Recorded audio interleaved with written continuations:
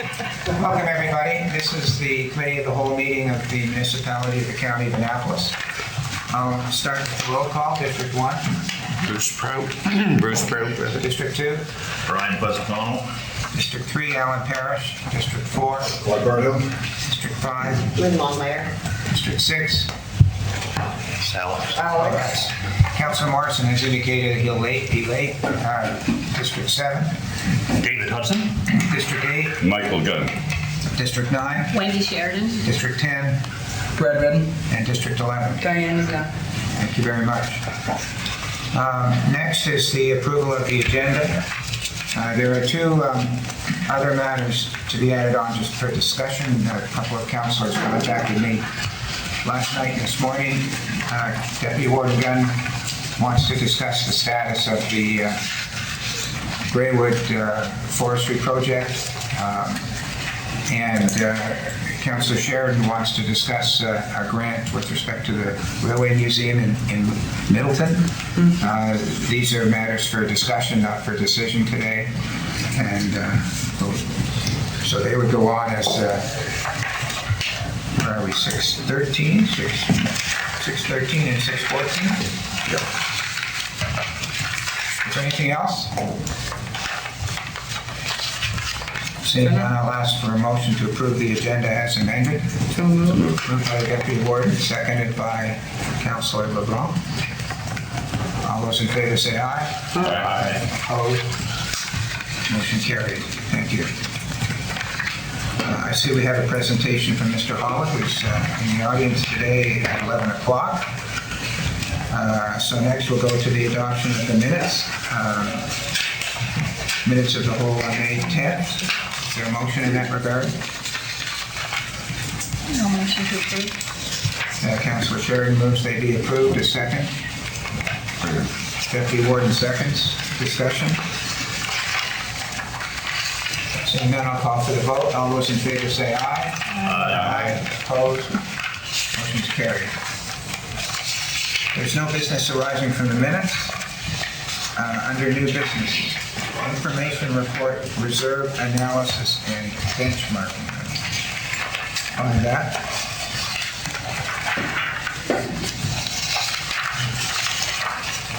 It's page 19 of 94.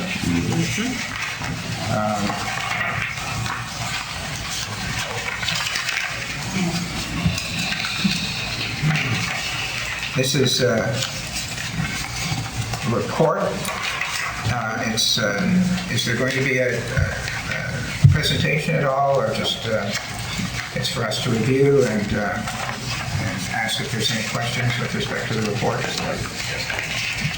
So the report was circulated with respect to the reserves and reserve funds, and just for those people who might be watching, excuse me, this sets out the different types of reserves that the county has with respect to different categories. For example, operating reserves. There's still a Bridgetown operating reserve, but I believe that's going to be consolidated shortly.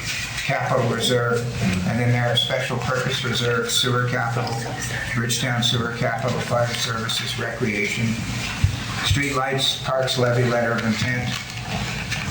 Those are all the different types of reserves that the county by law has to have, and this report, which is available to the public, sets out the various reserves that the county has.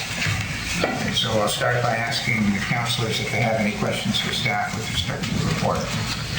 Councilor Sheridan.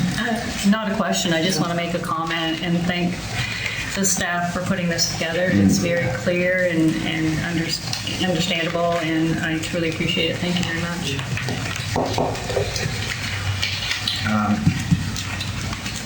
Anything else? Councilor Hudson. Yes, I guess just a question regarding some of the reserves. Are they actual? And there's one in particular I'll refer to is under special purpose reserves. You see letter of intent, $59,411. If memory serves me correctly, I believe there was $1.3 million in that reserve. and I was wondering where the difference lies. I suspect it had to do with the Bridgetown Queen Street, but that money has not been spent yet. Mr. Dick, can you respond to that question? I will, that's correct, but I'll let Angela speak to it if you don't mind.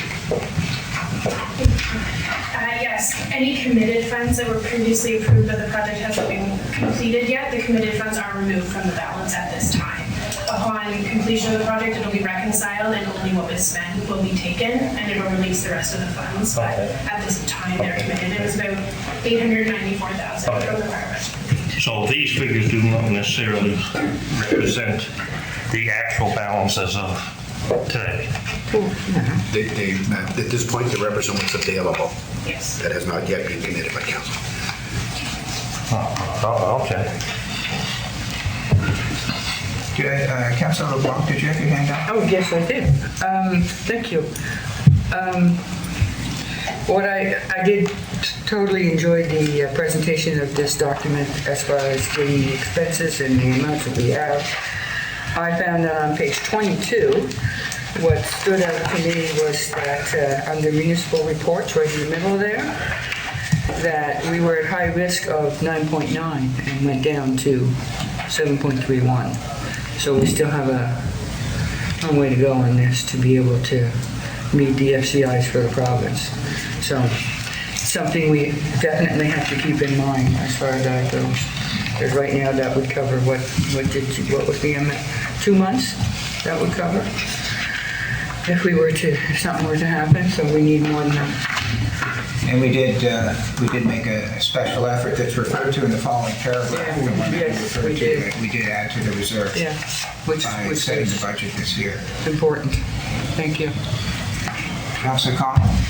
Yeah, and that was my concern too, is that when the public reads this, that they gotta take into account that it may look like there's quite a bit of money there, but actually there isn't.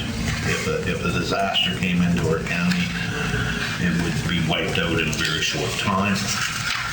So our target, it says our target is 3.67 million to have in reserves.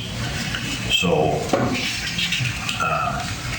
we're a ways away from that. Just hopefully with our savings and our leftover from last year from expenses, hopefully we'll have some to defer to that reserve and get it built up. So very important.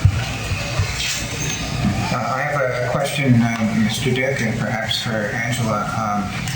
I noticed that these figures don't reflect any surplus contributions from 2021 or 21-22 years. And we are hopeful that we're going to have a new cash infusion, if I can put it that way, from the sale of the internet. That money, will it go into a reserve? And if so, which reserve? Can you answer that question? Any surplus would go into the capital reserve for the internet sale. So it has to go into a capital reserve? I believe, and I have to review the motions, but it indicated that those funds would stay within the capital fund. So for future capital development. Yeah, we did do that. Yes. So, and that's the reality. That's what Nova Scotia rules require us to do, is if it's a proceeds from a capital sale, that has to go to a capital asset. One of the things that Angela and I will be looking at, though, is when we finally get the full costing of the internet, to determine if there's any expenditures that have been paid through operations, which I suspect that there probably has been going back 2 or 3 years, and then we'll determine if we're allowed to take some of those sale proceeds and put it into an operating reserve as opposed to capital. But that's still a little ways down the road before we complete that exercise. Councilor Longmire? Thank you. So to date, none of the monies from the internet sale are reflected in the 1.57. Correct.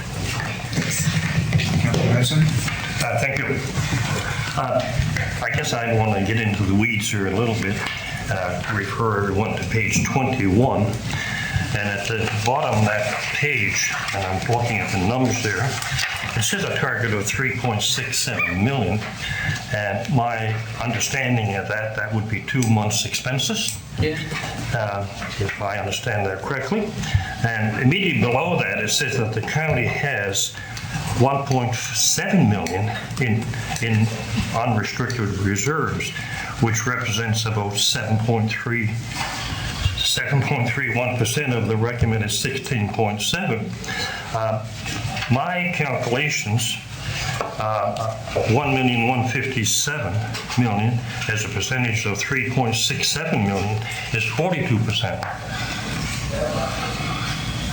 I was wondering how that 7.3 calculation came up. To me, there's a discrepancy there.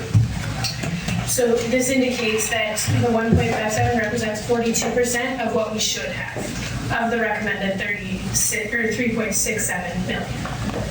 So Of what we when you should divide have? it out by the total expenditures, which is about 21.5 million, that's where the 7.31% comes from. I still don't follow that. So- See, myself, if I may, Yeah. if I may, that 1.57 million, to me, that relates back to the previous figures that talk about unrestricted reserves.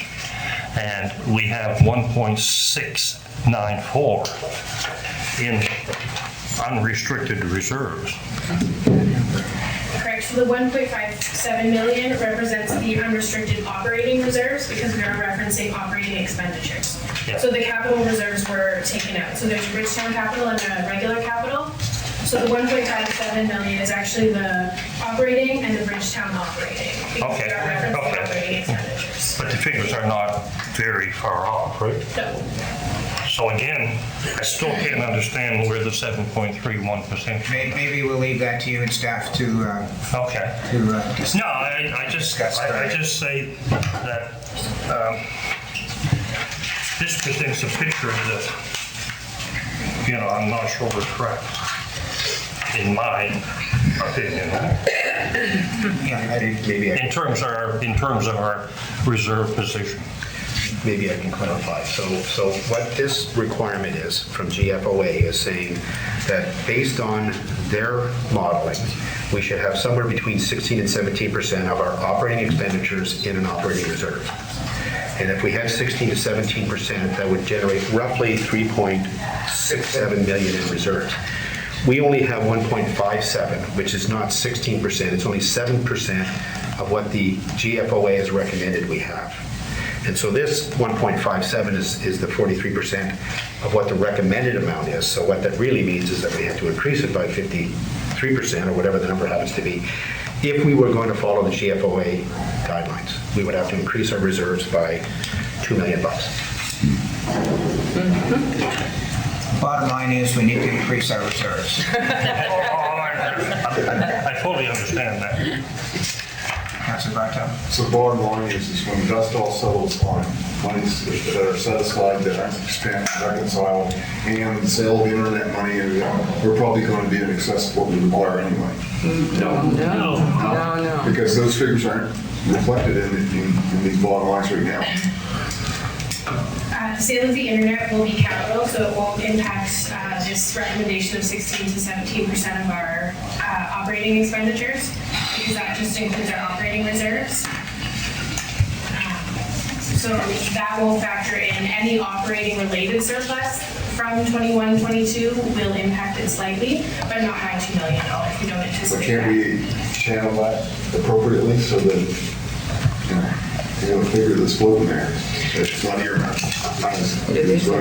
Mr. Dick already responded that it'll have to go into capital, but what he may be able to do is determine what operating expenses were used with respect to the internet project and then back those out of the $2 million or so profit and put it into the operating reserve. Correct. Angela will be able to work her magic potentially and move some of that. I think the dust is still settled. Anything else, Council? Councilor Hudson? Yes, I seem to have the questions. I refer everyone to page 23. And I guess it would be the second paragraph down. It says, note, these figures do not reflect any 2020-21 or 2021-22 surplus contributions. The surplus contribution for 2020-2021 is anticipated to be approximately $44K as it relates to these funds. And I guess my question is, at our audit committee meeting, we received a statement that said we had a surplus of 1.7 million. So where did these extra funds go to? I would anticipate that the surpluses would have went into reserves. I think I can try that, but I'm not going to try it. Should I go to Angela? Sure. Go ahead, Angela. So the surplus of 44,000 represents the operating surplus and the capital surplus. All of the other surplus numbers have already been captured it's essentially an increase in the reserve and reserve funds already. So those are already in here, but it's the operating surplus and the capital surplus, and when they net out, it's 44,000. So that would be more of a cash-based surplus that can go to reserve.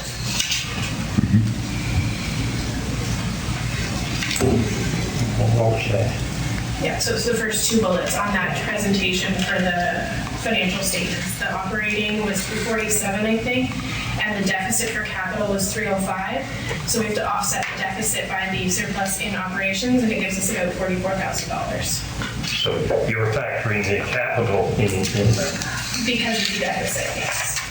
So the deficit, we can't run a deficit, so it has to be offset by the surplus of operating.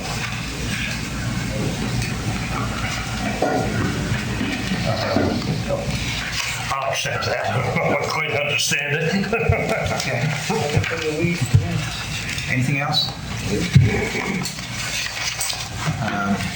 Seeing none, thank you to staff for putting this together. As Councillor Sheridan said, we'll move along to 6.2, recommendation report governance and boundaries public consultation, which is at page 2494.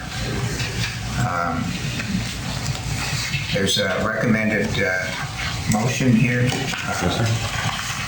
This is a motion actually you need to pass, or is it a? Yes. Yeah. So Deputy Warden, if you could read that. Sir, 6.2, recommendation report, governance and boundary public consultation.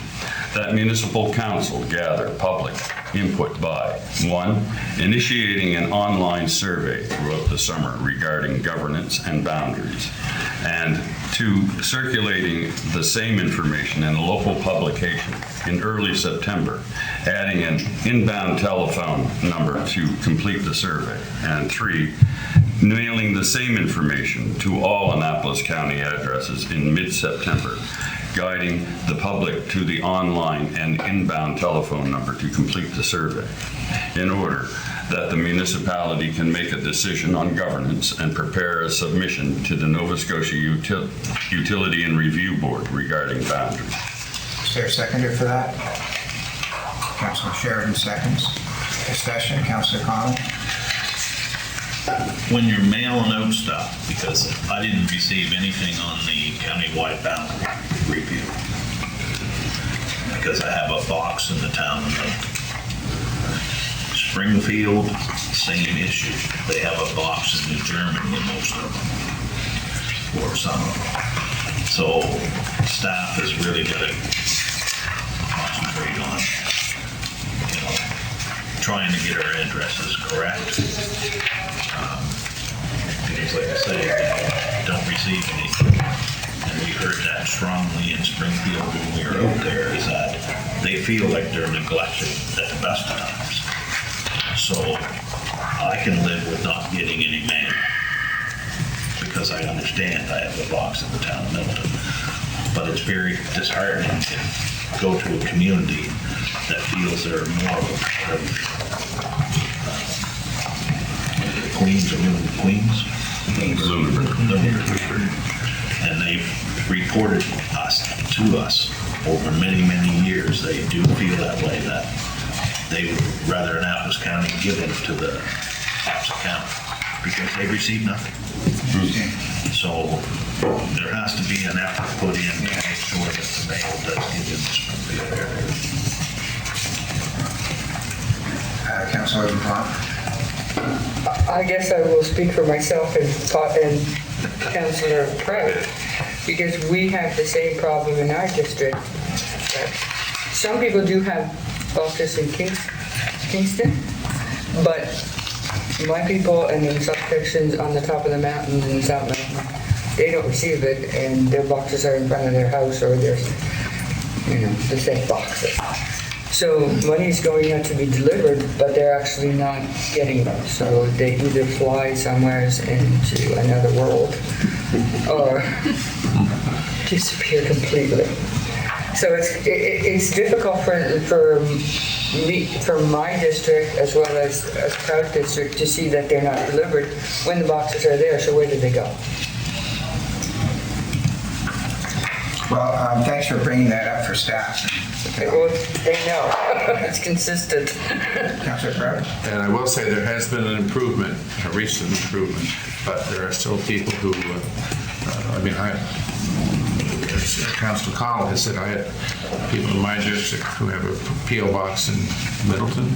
I personally have a P.O. box in Kingston, and there's a real jumble there of where people get their mail. But it has improved, and I want to make note of that. This one may be even better, we'll say, but it has been a problem. Councilor Cotw? I think just looking between lines, there's a problem with if we go to the Canada Post for mass mailing, they don't do it quite the same as they do with regular mail. If it was done as per regular mail, nobody would get the tax bills. so I mean, mail does get to people, but it's more expensive that way. If we do a mass mailing, I don't want to go through the election, I did mail-ins, and it's a reasonable way of doing it, just asking to put it in everybody's box. But if they don't get to everybody's box that way, that's where the problem exists. It's not happen. We're not as efficient of it. Just a point. I have a couple of questions. I note that the proposal does not include any in-person meetings.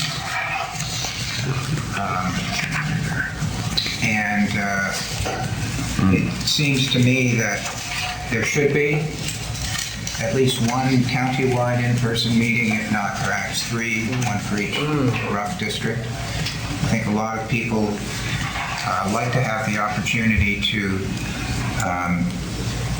voice their concerns directly to the decision makers rather than calling in or answering a survey. So it would seem to me that I would like to have in-person meetings. With respect to the boundaries, I can see that people are going to probably accept what's drawn up, but since we're talking about the possible change of the warden to a mayoralty system, I think that some people may want to speak to that directly. So I would like to have one in-person meeting at least, and if anybody would like to make that motion, Councilor Longmire, would you make the motion? And would there be a seconder for that? Councilor Redden? What exactly is your motion? Well, I'll leave it to the motion maker. 1, 2, or 3 in-person meetings. Up to you, Mr. Councilor Longmire. 1 or 3? Yeah. 3? Yeah. Motion is 3 in-person meetings with respect to this. Discussion? Councilor Cotw? I don't know if I'm going to vote for this or not because it's the same old question. It's who are you going to leave out? Why aren't you going to Martinsville? Is that one of your spots? Why aren't you going to Springfield? Is that one of your spots? Either you do one in every jurisdiction or none, as far as I'm concerned. Picking and choosing the valley floor isn't the answer. We're a county-wide county, and every constituent should be taken into concern. So my concern is if we're gonna have one in every district, I could live with that. If we're gonna have 3 stretched on the valley floor, I'm not living with it. I'll vote against it, so. Councilor Bartel? With this cloud issue, if it was tailed on to other meetings that are going to be in all the districts for the countywide planning, is there a part B to those meetings that could be brought in there? I'm just thinking it loud. Yeah, no, it's interesting. I had the same thought. I see the clerk wants to respond.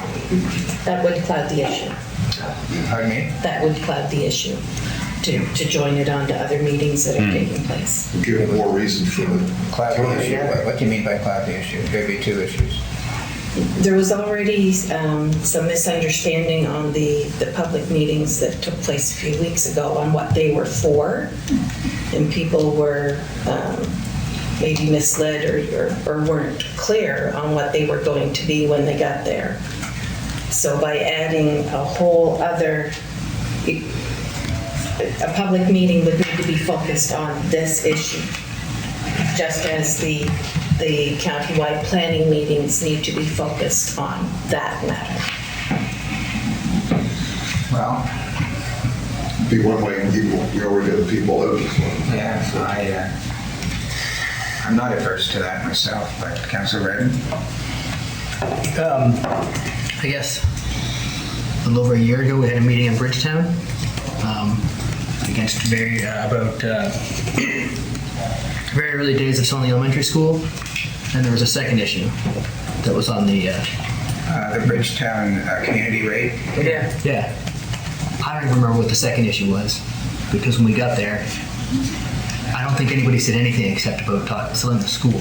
Those are 2 very close issues. I think putting this in with planning is a good way to have one issue ignored. We've already seen that planning meetings can be very involved. I think attaching to planning in particular is a very bad idea, but even with something else, I think there's a real risk of having something get completely missed. And if you're going to have public consultation, you might as well have public consultation on that issue and not trying to lump a bunch of things together. Well, the motion on the floor is to have 3 somewhere in the county. Deputy Warden? Thank you. Could I amend that motion? You can amend the motion. I would offer a motion to have these meetings in all 11 districts of the county. Is there a seconder for that? Councilor Connell seconds. Discussion on the amendment. Councilor Sheridan? So regarding the time frame to have 11 meetings, does this, if I can remember correctly, is this supposed to be done by the end of December of this year? It's to be done by the end of December unless we apply for an extension. Okay, I honestly don't see it possible unless we cram them all in. And I understand everybody's concern, but I'm just trying to think out loud to find out if there's another way without having to go to, because we still have 11 more meetings with planning to do as well. So I'm not sure if we can squeeze all 11 in by the end of December. Deputy Warden? Just a correction there, it would be 9 with the planning, because a couple of those districts we didn't have meetings in because they were already planned. So it would only be the 9 for the planning. No, that's 11 planning meetings. Is it 11 planning? I thought it was 9 meetings we had that we just went through. 11. Did we have Because we one did in your district? two in a day, like different days we did 2 meetings in one day. Okay, I won't argue, but I thought it was 9. There was a couple of districts we didn't have them. Didn't have one in district. Councilor LeBlanc? So what would be the process of extending for this mayoral discussion with the public? I'm sorry, Can it be extended? What is the process to extending? You would apply to the UARB. UARB and ask for an extension. And what, I knew that bit, I want the next bit. Is it a possibility, and how long do we think we could extend it by? Do you have any experience in applying for extensions? No, other jurisdictions have applied. They applied quite some time ago. because they knew that their process was going to be lengthy. And they've received, I believe Guysborough received a 6-month extension, so they have to be completed by June. And another one, I don't think the other one was quite that long. So you would have to have a good business case in your application. And then if they denied your application, you'd have to speed up your business.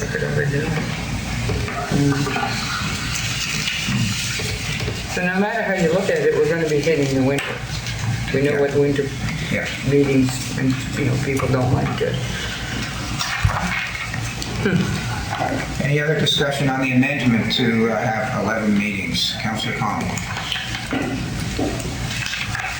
Well, I guess what will prove to me that if it would work on 3 meetings is that June 29th, we have a county-wide scenario plan in Bridgetown. At that meeting, if you were to ask how many people, where they're from, you would see how many people's going to go to that meeting from Springfield, Margarettsville, Trunkgate. I would lay my money on the fact is that the ones that go to Bridgetown Legion are going to be local people. So most of our county's going to lose out on that county-wide plan, and I don't want them to lose out on the fact of what we're going to do for governance.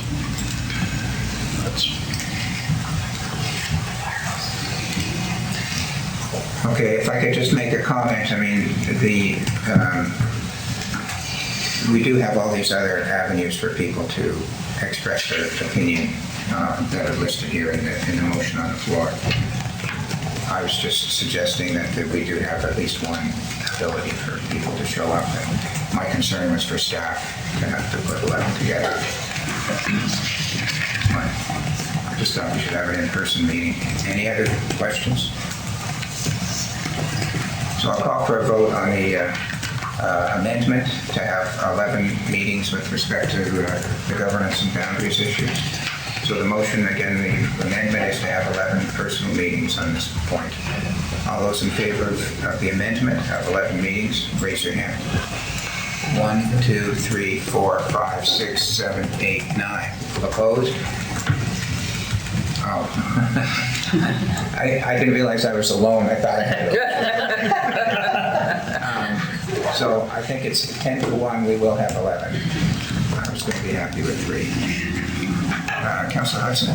Yes, I would like to propose another recommendation. So just so we've still got a motion on the floor. Oh, okay. That is going to be 11 meetings. You were going to make another amendment to the motion on the floor for the 11 meetings? It has to do with that, yes.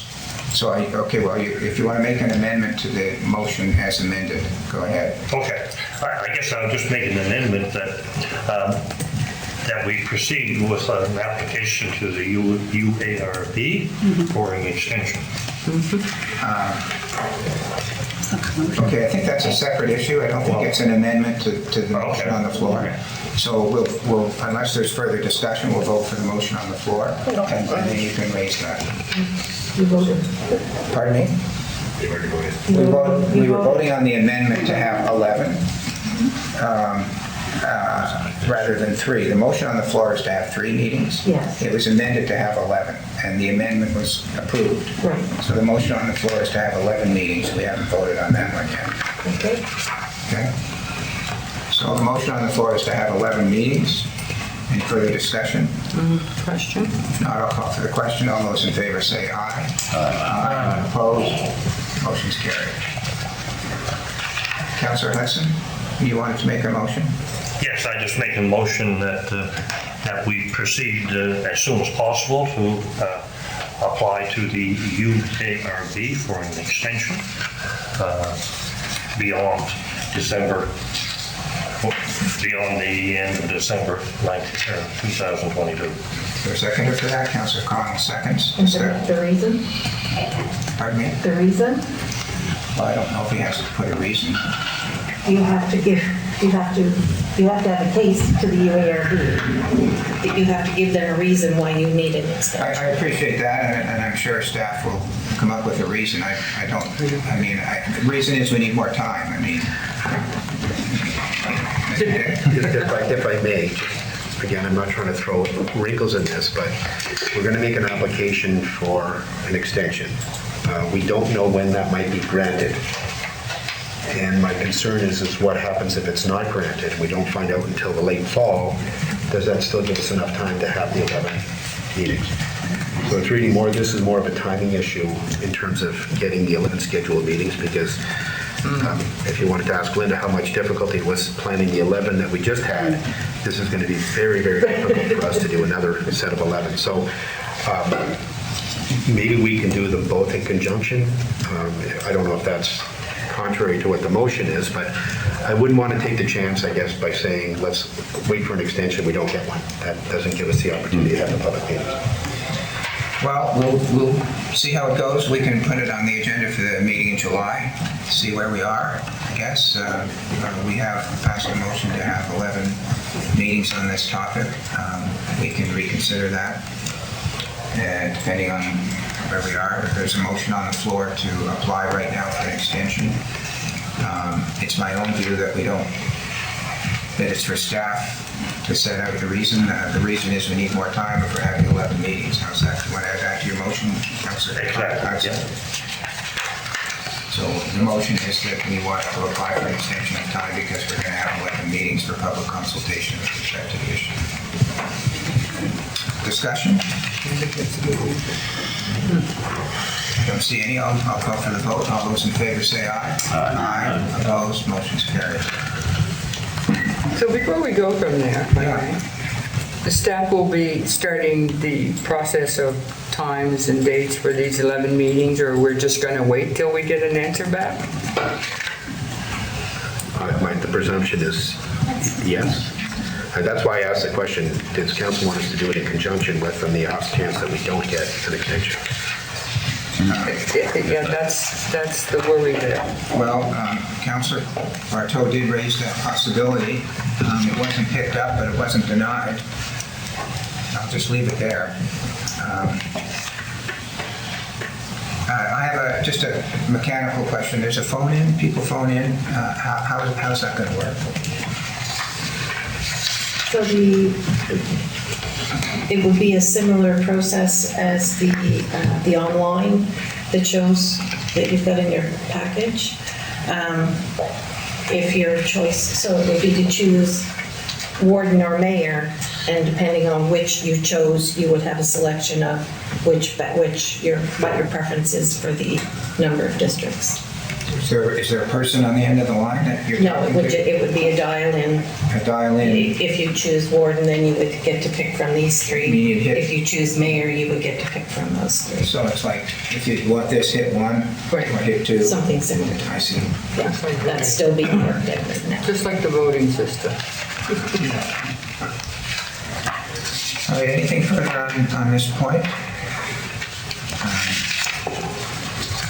I guess 6.3. we've got a motion as amended, because we've amended it by adding the 11 in-person meetings. So is everybody ready for a call of the motion on the floor as amended? No further discussion on the motion. As amended, I'll call for the vote then. All those in favor say aye. Aye. Aye. Opposed? Motion's carried. 6.3. 6.3, recommendation report, AM-6.6.6. Signing authorities policy amendment. That municipal council amend AM-6.6.6, signing authorities policy, by adding in subsection 5(2)F, manager of finance, 7-day notice. Is there a seconder for that? Councilor Longmire seconds. I'm just a little slow in pulling up the page here. 35. Yeah.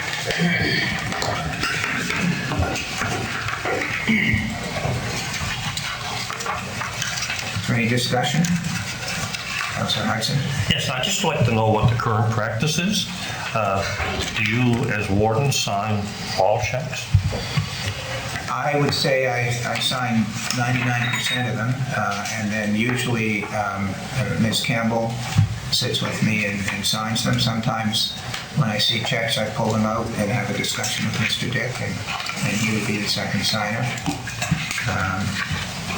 That's the usual way. I think sometimes there are ETFs that go out that I sign a summary of the ETFs, and I pull some out if I want Mr. Dick or someone else to look at them. Yeah.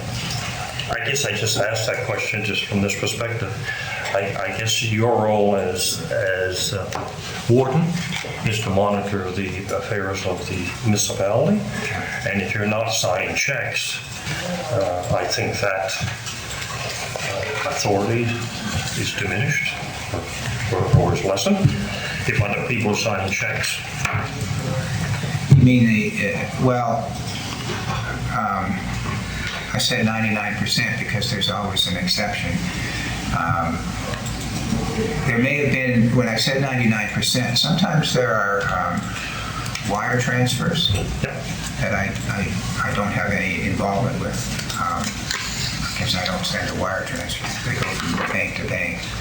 But 99% I do sign them, and I do look at the ETFs, and when the checks are presented to me, there's background information, and Mr. Dick and the manager of that department have signed off on the background information that supports the check that's in front of me. Is there something else, Councilor Hudson? That's okay. Councilor Cotw? But even the wire transfers has to have a signature authorizing the wire transfer, but do they not that process? If you'll recall from the letter last week, that was one of the recommendations, that we don't have enough authorization. It's only it happens very rarely, and the only one that I'm really aware of is the transfer that we made last year on settling the Valley Waste issue. So we are in the process of putting more controls around that. So there's more than one or two individuals reviewing that documentation. Anybody else? Keep your hand up, Councilor Roach. Yes, like I just mentioned, this was something that was mentioned at the audit committee, and rather than, I always believe if you have even one extra person there that has signing authority, in times of, I'll say, vacations, holidays, I won't say general turmoil, but a lot going on, to have that one extra person, I think would be a good thing. I'll be voting in favor of it. Anything else? Not, I'll call for the vote. All those in favor, raise your hand and say aye. Aye. Opposed? It's carried. Next is the 6.4. 6.4, yeah. Point 4, recommendation report, municipal building official and municipal fire inspector. Appoint Aaron Sherman Kolb. That municipal council appoint Aaron Sherman Kolb as building official and fire inspector for the municipality of the county of Annapolis. Is there a seconder for that? Councilor LeBlanc seconds. Discussion? Seeing none, I'll call for the vote. All those in favor say aye and raise your hand. Aye. Aye. Opposed? Motion's carried. Next. 6.5, recommendation report, municipal building official and municipal fire inspector appoint Andrew Dobson. That municipal council appoint Andrew Dobson as building official and fire inspector for the municipality of the county of Annapolis. Is there a seconder? Councilor LeBlanc seconds. Discussion? Councilor Connell. Just a note that all these are motions to go to council. We're just passing them to go to council. Right. Just so the public knows that just because we're saying we're passing them today, it still has to go through the council. Right. Any other discussion? None, I'll call for the vote. All those in favor, raise your hand and say aye. Aye. Opposed? Motion's carried. 6.6, Recommendation Report, AM-6.1.1, Progress Payments Policy, Eagle Telecom, repeal. That Municipal Council repeal AM-6.1.1, Progress Payments Policy, Eagle Telecom, 7-day notice. Is there a seconder for that? Councilor Redden seconds. Discussion? Councilor Redden?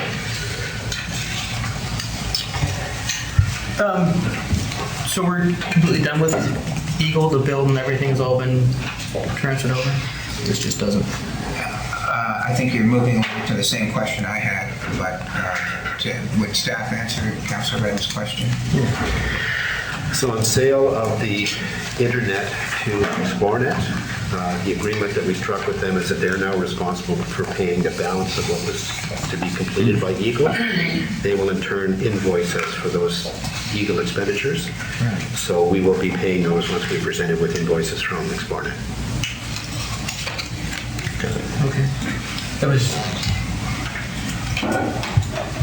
Yes. I was just trying to remember which way it ended up going. Any other questions? Comments? I have a question. This policy was for progress payments relating to the infrastructure, internet infrastructure project.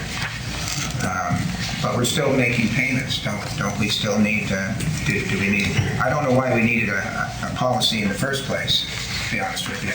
But if we needed a policy then, that we're still making payments, why, you know what I'm saying? I'm surprised that we had a policy like this, but maybe that's something that, I'll pass this on to Don. I'm not sure why we would have done this, but maybe this is just something that has to be done in the province of Nova Scotia, I'm sure.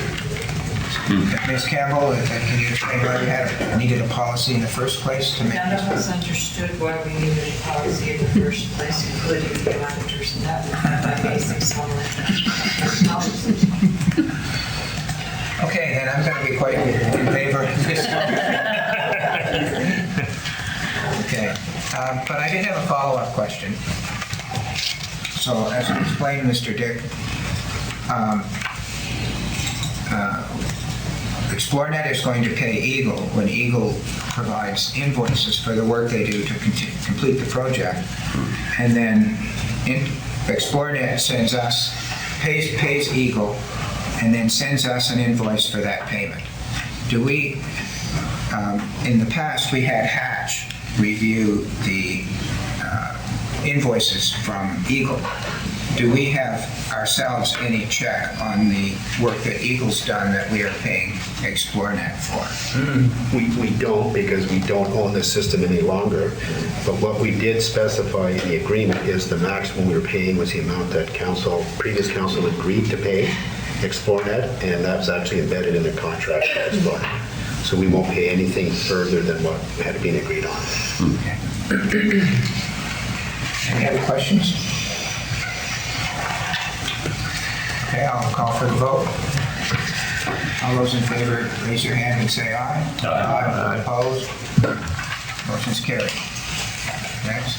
6.7, Recommendation Report, Bridgetown School Trust / release of funds. That Municipal Council approve a payout from the school trust bank account per fund directive. 1, $4,645 for student prizes. 2, $920 for programs as per fund directive. And 3, $2,800 to educational institutions upon request of scholarship award recipients. Councilor LeBlanc seconds. Discussion?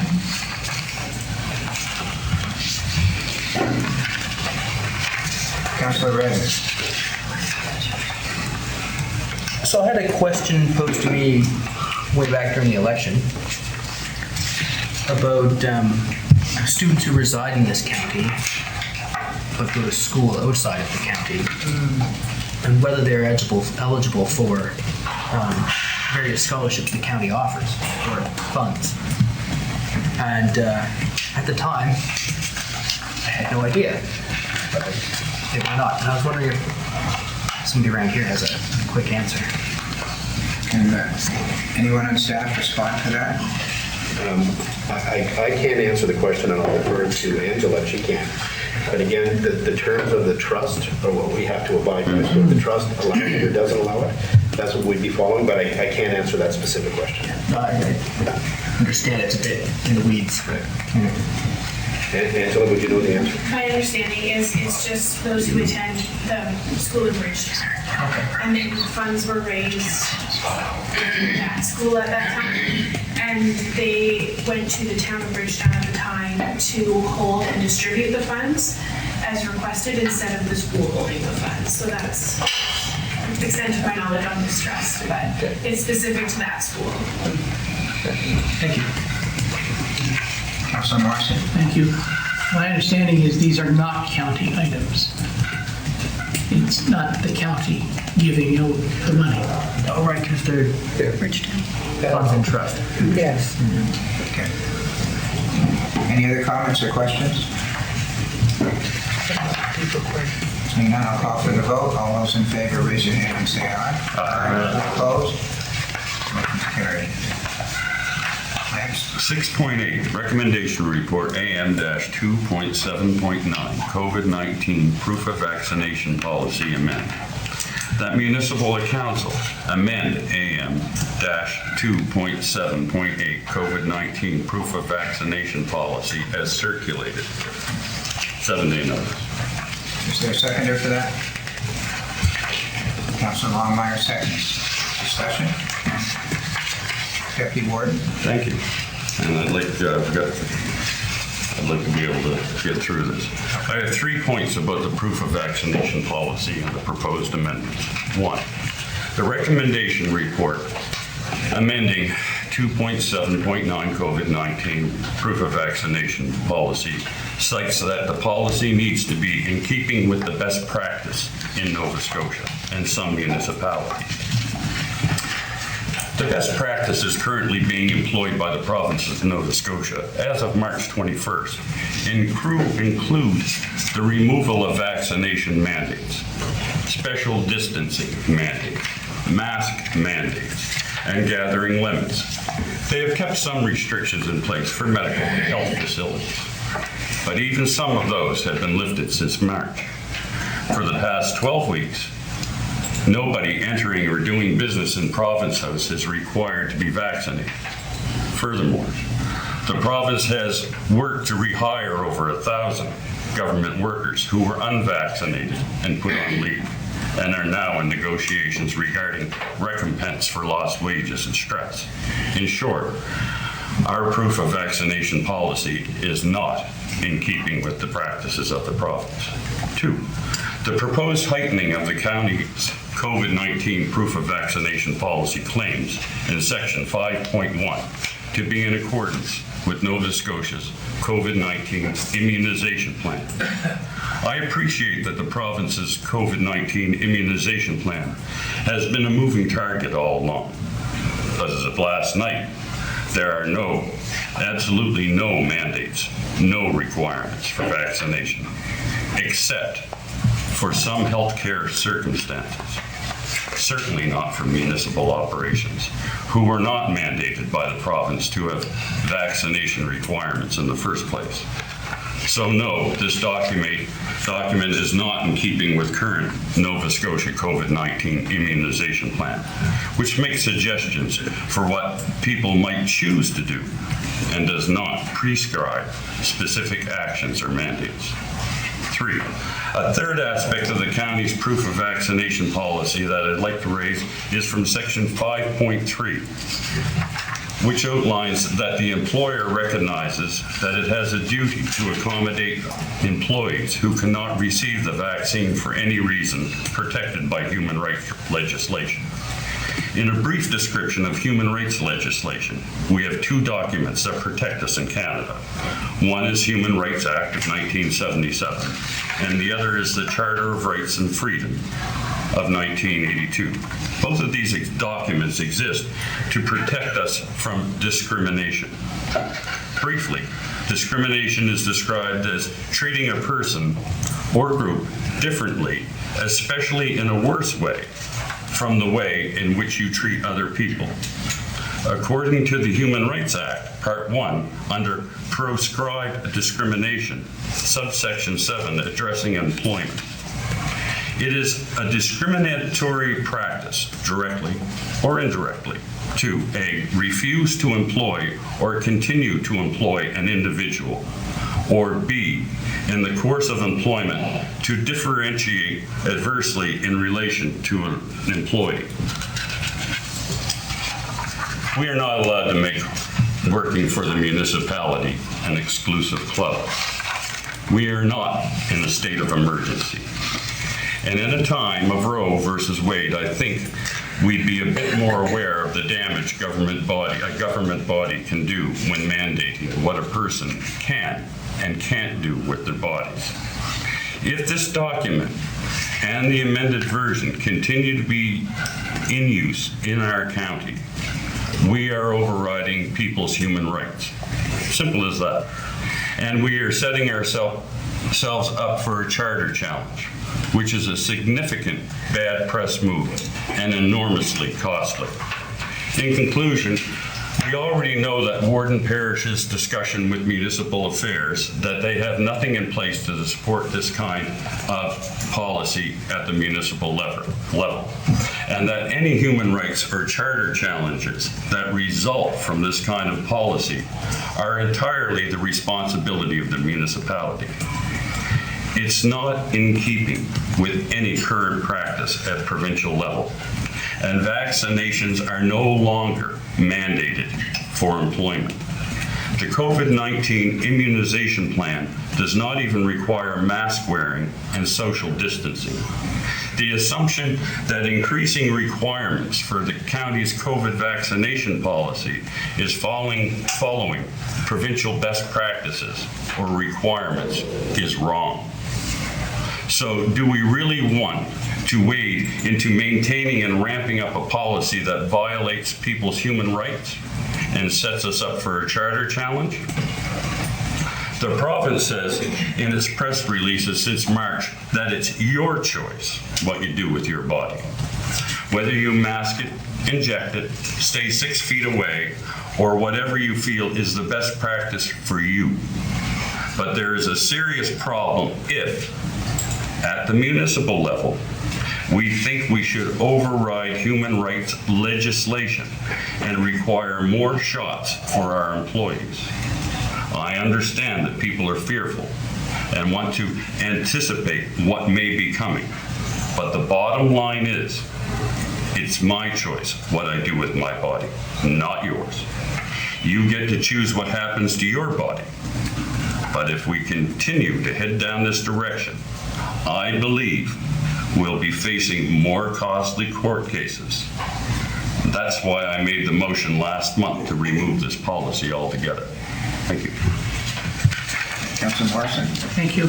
I wonder if I might have an explanation with regard to 5.1, because there are some words in gray, there are some words that have been struck, and if I could have an explanation of the method. Could the drafter of this document respond? Is that you, Ms. Campbell? Could you answer Councilor Morrison's question? So to review that paragraph,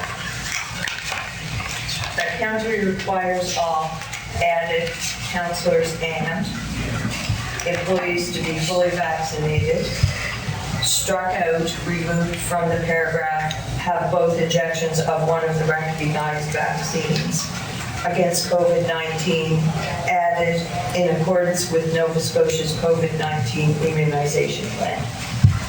Thank you. Could I ask for a brief explanation of what Nova Scotia's COVID-19 immunization plan is? Ms. Campbell? I'm referring to a document which appears on the Nova Scotia website, which describes eligibility and recommendations for vaccinations for all Nova Scotia. Is that the one that says you have to wait a certain time until you get your second shot, and if you're gonna get a booster, you have to wait, that kind of thing? And if you're 70, you're Yeah. qualified, yes. Does that answer your question, Councilor Moore? I'm not sure I know enough to answer that question, but to me, and I thank for the explanation, this seems to indicate that Nova Scotia's COVID-19 immunization plan requires people to be fully vaccinated. If I could respond, it doesn't require people to be fully vaccinated. What it does, it requires that it sets out certain timelines if you're going to be vaccinated, when you're vaccinated, and sometimes the type of vaccination you're going to use.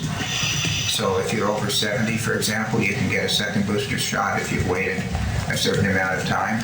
So I'm trying to say it sets out the method by which you get vaccinated rather than requiring you to be vaccinated. Is that right, Ms. Campbell? Yes. Okay, so this says that we, the county, require all councillors and employees to be fully vaccinated. An employee then says, well, how do I do that? And that person goes to the provincial plan. Right, and that tells you if you Yeah. have to wait further until you get it or whatever. So we are setting out the requirement, not the province. We are setting out the requirement that councillors have to be fully vaccinated according to that. Thank you. plan. Thank you. Anybody else before I go back to the deputy warden?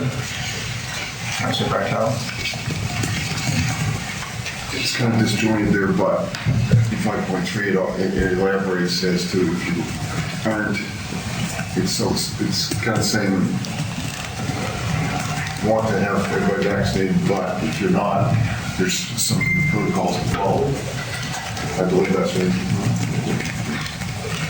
So it's not definitively saying, you're not saying, it should have maybe said prefer, but if you don't, go to 5.3. 5.3 just applies to employees. 5.4. No. 5.4 is the word. Yeah. So you have to read the document in totality, not just pick it apart item by item. Councillor Hudson? I'm making an assumption here, but I would think that the Nova Scotia COVID-19 immunization plan would be to have everyone vaccinated. That it sets out times and so on and so forth, but the overall objective is to have everyone vaccinated. Well, we all know that Dr. Strang has recommended that everybody get vaccinated, but it doesn't mandate it. No, I know it's not mandated. Well, before I go, Councillor Longmire, do you want to speak? Sure, just to 5.4. The way I read 5.4 is that it gives flexibility. The counselor, so if a counselor is not vaccinated, the counselor must disclose in writing to the municipal council the reason for not being vaccinated. The municipal council will review the information. After consultation with the counselor, take alternate actions such as requiring that counselor to undergo testing at a regular interval. So, it doesn't restrict and say that they cannot attend meetings in person. It says it gives options and flexibility, in my opinion. So, yes, the province did have a position that it was the right approach. The health impact and hospitalization, it was meant to lessen the impact on healthcare, but for all of us. And this is our workplace. Regardless of us being here 24/7, it is our workplace. So one part, 5.3, speaks to the employee, and I felt that back in the early stages of the development of the first policy, that we were considered employees. However, it's been brought to my attention that that's not the case, and I am fine with that. in effect, it's a responsible effort to try and have us all follow some accordance to the provincial plan to keep our province, our communities, and each other safe. So I take 5.4 as being very flexible. Okay, I'm gonna, I'll take it with you. Should I go? I don't want, I see some hands coming up, so Councillor Redden, if you want to go. Yeah, briefly, I'm very much along the lines of what Councillor Longmire just said, and that I don't view this as an escalation. I view it as a filling a hole. And my initial understanding when we passed this was that it did apply to councillors. And so that's how I view this particular amendment to it. And I also don't view it as a mandate that anybody has to do anything. It's about laying out options. And if you don't want to do A, well, then we have other things. Councillor Sheridan?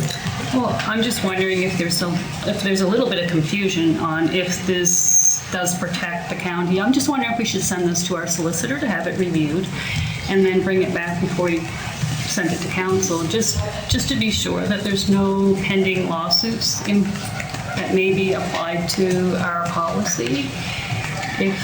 I can tell you that I suggested to the CAO on Thursday that we get a legal opinion if we could before the meeting today, and it was short notice, and so that hasn't happened, but I had the same concern. Thank you. So, Councillor LeBlanc? I have to tend to agree that when we first started this policy out, it was never mentioned to be only for staff. We spoke it was for, I shouldn't say that, employees. It would be for councillors as well, but somehow during the process, they didn't put the word councillor in. We can throw out human rights if we want, but the point of the matter is each individual has their human rights. So therefore, just because I don't agree that I need to have my vaccinations, that doesn't mean those are, I feel those are my human rights, and I shouldn't be pushed into that scenario, but I have reasonable, things that I should be careful with, whereas his human rights is you need to be vaccinated because it protects me, it protects the population, it protects the whole. With these steps, I believe that it doesn't take anybody out of the workforce. It says, if you have your vaccinations, okay, fine. If you don't, then you do this. It doesn't mean that we don't, we all know that we are susceptible to getting the COVID. We follow those rules so that we don't go out in the public and make a better infestation, or make it spread through. So, and for every hospital that I have to go in and senior complex that I have to go in, I have to wear a mask. At some places, I have to still now have to show my COVID card. So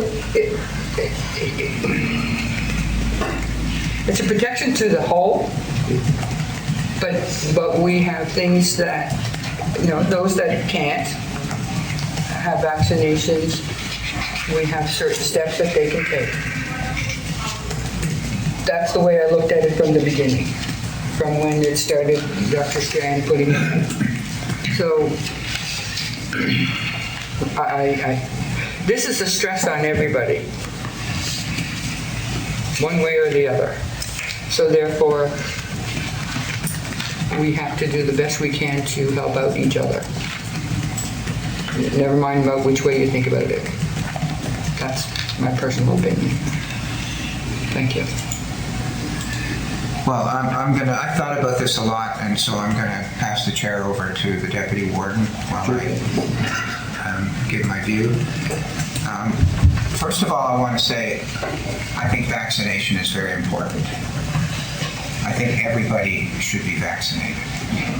I think that, as Councillor LeBlanc says, you have an obligation to other people to be vaccinated because you're protecting other people by getting vaccinated. And I'm all in favor of being vaccinated. I'm fully vaccinated. I got vaccinated as soon as I could. And I would urge other people to do exactly the same thing. Secondly, counselors are not employees. The county didn't hire us, they can't fire us. They pay us, but they didn't hire us, they didn't fire us, we got elected. And to me, it's moving on to a very important part of my analysis. And that is that all of us here, we were elected. We're part of the democratic process. When we got elected, we represented people and they sent us here, and we have a right to be here because these people elected us and they sent us here. And this policy about vaccination creates the possibility of all of us saying to one of us, we don't want you here. You can't come. You have to go up on the screen. You can't come anymore. I think that when we got elected, we had a right to come in person if the meetings were being held in person. And this policy allows us to look at one of us and say, out of here. Now, there might be some occasions for us to have a policy to do that, but you see, the point is employees don't have a right to be in the workplace. Employees have to do what they're told by their employer. They're told to work at home, work over here in Lawrencetown, work here. They don't have the right. I say counselors, as being part of the democratic process, we're special, we're different. We have a right to be here, a democratic right to be here. And this policy allows us to remove that right, say right here. Now, there are some occasions when it would be permissible. For example, we could pass a policy that says if you've tested positive for smallpox, you can't come. I agree. I think if you have tested positive for COVID, you can't come. I would agree with that. Let me go down the other side of the scale. Let's say that you need to disclose if you've had a drink of alcohol 6 hours before the meeting. And if you do disclose that, then you can't come. Well, that's foolish. I mean, I wouldn't vote in favor of that. That's foolish. You could give other examples. You can't come if you don't wear a suit. Well, you can't tell, we have a right to be here. You can't tell us what to wear. That's foolish. So the fact that you have to be vaccinated, and if you're not vaccinated, we can tell you that you're out of here, you can't come. Where's that on the scale? Smallpox, yes. Wear a suit, no. Vaccinated, okay. Where's that on the scale? If you have tested positive for COVID, yes, you can't come. But just because you're not vaccinated. If you're not vaccinated, you can go to the grocery store. If we have a vaccinated counselor here, we've all been sitting around. We've been to meetings in the last couple of months where the counselors have been there. If there's one of us that isn't vaccinated, then most of us haven't been wearing masks. To me, to give this council the right to tell a counselor to leave the council chambers doesn't meet the test for me, so I'll be voting against this motion. Councillor Cotw. You're at it again. I'll take the floor back. All right, you go ahead. Thank you. Councillor Cotw. Well, I think 5.4 underlies that we don't have to ask a counselor to leave. Also, we're asking for a counselor that's not vaccinated to take a quick test the morning before he comes, and if he's got COVID, call in and say he's got COVID. No, you can require him to attend meetings virtually. Yes, you can require options, but the first option is just take the quick test. No, but you can, but I'm just saying the option is there. Well, and the option is that if a counselor called in and said, well, I got COVID, but I want to come to the meeting, what would you say? We would say, I can come virtually. Well, you made a good point, because if I can respond, I didn't take these as the options. You have to do this first, this second, this third. I thought they were all options, and council decided what they wanted to do. Is that not the way you read it? No. 5.4 was always options. That was It was struck. left, no, it's not struck. It's there. No, it's No, it's being struck. No. No, it's not. Why is it shaded then? It's being added. It's bolded. And that was the intention, was to hold steadfast for better practice. You know, if, just as Councillor Cotw has just made mention, if you're not testing and you're not vaccinated, how do we know? Like, anyone could come through this chamber and someone become sick. None of us know what each of our other circumstances are and those who we live with. This clearly gives the power to the person who will counsel that person and make suggestion of the best practice, which would be, of course, regular testing. Yeah, but that's not what it says. Look, I'll put my lawyer's hat on. Okay. There's three options. Then I would argue to send it back and have it read as such that it has no limitations and gives options. Well, let me just, this is a little inappropriate, I acknowledge, okay, and I hope council allows me, but. This would look quite different. This would look quite different if this were 2 years ago. Well, I'm just looking at the words. If council reviews the information. What number you on? I'm on 5.4. Okay. So the counselor, if he's not vaccinated, he has to disclose in writing the reason. Then council reviews the information, and after consultation with the counselor, take alternative actions, such as 1, 2, 3, requiring testing, restricting access to offices, or requiring the council to attend meetings virtually. Those are three options. It doesn't say you have to do one before the other. Then I would suggest that be reworked to include that, to provide options. Well, that might change my view. Yeah, you're right, if it did. I would, the way I interpret that, it would be no different than going to the MGA. You can read all around it, and it's very great. It's meant to be so that you can work your way through bits and pieces to come out with your position. As I read that, I read that as options, not restrictions. But they're not in any order, so you could go to the last option, which is you can't come anymore. You could, but it leaves it in the power of the persons, and I would like to think that we would all agree that we do need to be here together. We do need to continue doing business. There is not one of us who wants to restrict the ability for one to come together with all to do business for this county. It was never meant to do that. It was about being responsible. It was about looking at the position of the province. If this were 2 years ago, I can clearly say you would see it completely different. And intimately, based on each one of us with our own personal circumstances, you none know who we live with and the impact it can have. Regular testing is an option. That's what it should be. You know, we should respect that if we want to do business. And you know, you can argue the Charter of Rights on both sides.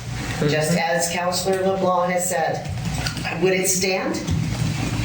Test it, right? We will see tests, but it'll always come back to, did it create the ruckus that it said it would? Did it really interrupt your employment? Because you choose where you work. Nobody's choosing for you to stay here and work. We want you. We want all of us to work here together. This wasn't a restriction. This was just to have us all best practice. So if you don't want to be vaccinated, it is clearly your choice. I don't ever remove a choice. I don't think any one of us would say that we want to impede upon your choice. I'll leave rights out of it because I also have rights. But it's how we can be together and make sure that we are safe. Thanks. Thank you. Councillor Hudson. Yes.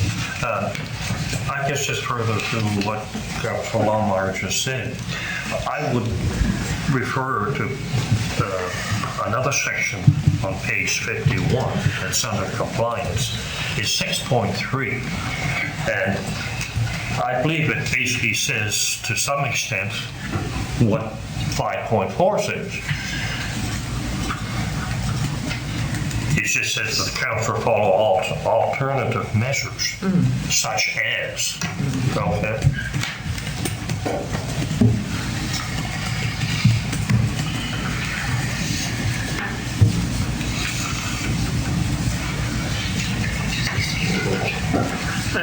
Some wordings I can think be, it can be maybe that kind of reworded. said the same thing. It seems the same thing, right? I have Councillor Connell and then Redden. Yes, and I agree that there's things in there that has to be rewritten so it's more clear. I think that as council hears the reason why someone's not vaccinated, then I would think under normal circumstances, we would probably say, you know, have a rapid test the morning before or the night before, just to make sure you're not having got COVID. The private industry's still doing it. We're still getting phone calls and saying, we will come out and eat as long as our server wears a mask. And guess what? We're going to the server and saying, when that table comes, all servers will wear a mask. So we're protecting the citizens and our staff. Because you don't know. You never know. We don't know, you know, as a counselor, I don't know if all of our people in the galley are vaccinated. And some of us are still wearing masks. I still wear my mask when I go in a busy store because you don't know. I still use sanitizer. To me, this is a way just to make sure that we are protecting on both sides, which we both have human rights. And we're not saying they can't come to the meeting. We can. We can, but we're not saying that. We're saying, here's the options. Yeah, but Take a quick test. Let us know that you're good to go. Come in. If you take a quick test, if one of our employees take a quick test at a private facility, and they call up and say, I've been tested positive, we say, you're staying home for 7 days. At the end of 7 days, take a test and tell me if you're safe. I read it differently. I read it that one of the options was you can't, not to take a rapid test, but one of the options is if you say you're not vaccinated, you can't come to the meetings. No, That's the way I read think it. that one of those That's the options. way I read it. Is the lawyer in there? You think they're in that order? Yeah, I think they're in that order. Well, I would First support option it is if just take the test. we put that in, that you have to go through all this first. So, But I didn't. I'll, if I'm allowed to make an amendment that the options in 5.4 must be followed in order, I support it myself. Is that, and if that's the understanding everybody has, am I the only one that read it differently? Well, Councilor Redden, you go ahead. I'm just chomping at the bit. You anything, and whenever ready to talk, I'm excited. This is council. This has been a fantastic debate. I think it's been good. It's been fulsome. It's been incredibly well articulated. This has been very good. Invigorating.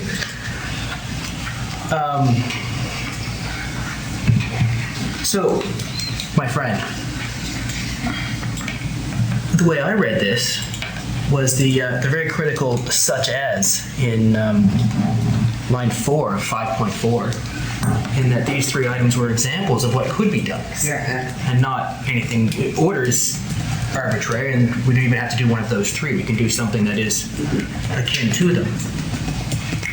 And as to whether we as a body have the authority to do things. I mean, as we spent a lot of our time yesterday talking about, council has the authority to do a lot. The MGA it says, oh, you can't do one little thing, it says you can't do that one little thing. But other than that, it's like, have fun, kids. It's very broad, and there's two sections that says, interpret this document really broadly. And then like 3 seconds later, it goes, interpret this document really broadly. One of the things we are allowed to do is expel a member from chambers for poor behavior.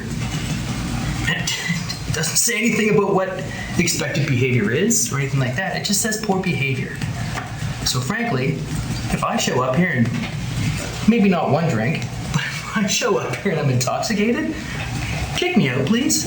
I'm gonna do it to any one of you. Like, that's poor behavior. You have no business making decisions if your judgment's impaired.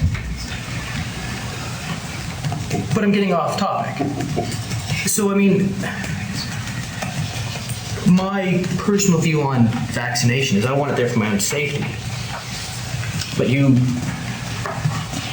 vaccinate for two different reasons. You vaccinate an individual to increase their survival. You vaccinate a population to eradicate a disease.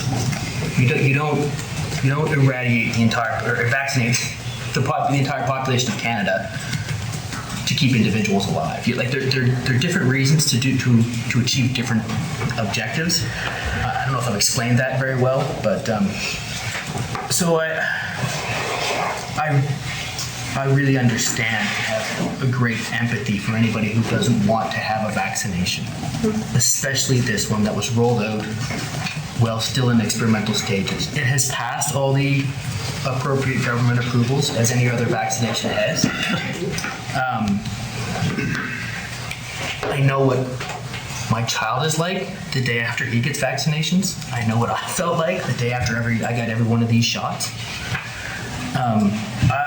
I really have a lot of time for reservation, but I think here I'm still on board with policy. Thank you. Do I see any other hands up? Oh, right here. Okay. When you get a chance. Go ahead, Deputy Warden. Thank you so much. So in the 5.1, it says in accordance with Nova Scotia's immunization plan. These are recommendations. These are not requirements by the government. These are recommendations by the government. A lot of difference between that and a requirement.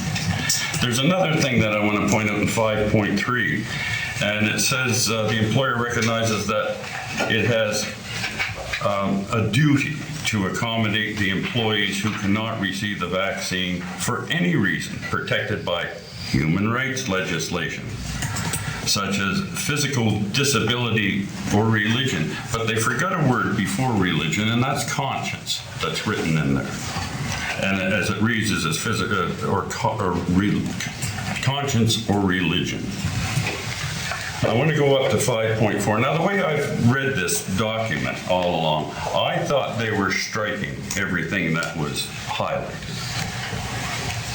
That's the way I was reading this document. Apparently, that's not the case. Because if it was, I, as a counselor, would not worry about such things. I wouldn't worry about the employees. But I do worry about employees, and I do worry about people's human rights. Very important to me. So that is why I'm speaking up. Not because I came here with the impression today, oh, they're going to try to appease counselors and take counselors out of the equation. It's just going to be for employees. Well, and it may be so, but that's not the way I read it. We don't have the right to become an exclusive club. So in other words, the way this policy is written, if you're not vaccinated, you can't get a job at the County of Annapolis Royal or the County of Annapolis. You can't get a job with us because you're not vaccinated. That's a very exclusive club we've created by doing that.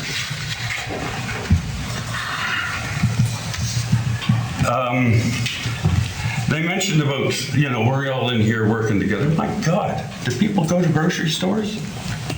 Do people go to a grocery store? Do you put your mask on in the grocery store everywhere you go in? And not even if you do put a mask on, because, there's some reports out there that says that masks are very ineffectual. I believe in them myself. I wear one if I'm in the city in a big crowd. I believe that they can be, protective. In the country where I live, in my world, I don't wear them all the time. And then my last point is, is it really any of your business in here, you guys council, whether I'm vaxxed or not?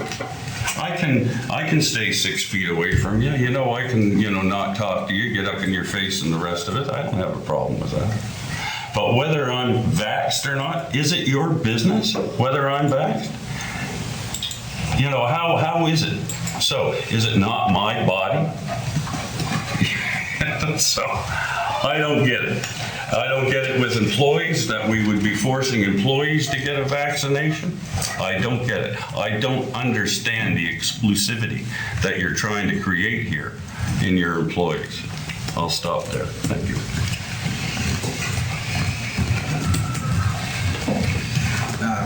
I'll just make one other comment. I don't see any other hands up, and I want to pick up on Councillor Redden's comment when he said that the word "such as," that was a very good pickup, actually, because the way 5.4 reads is that if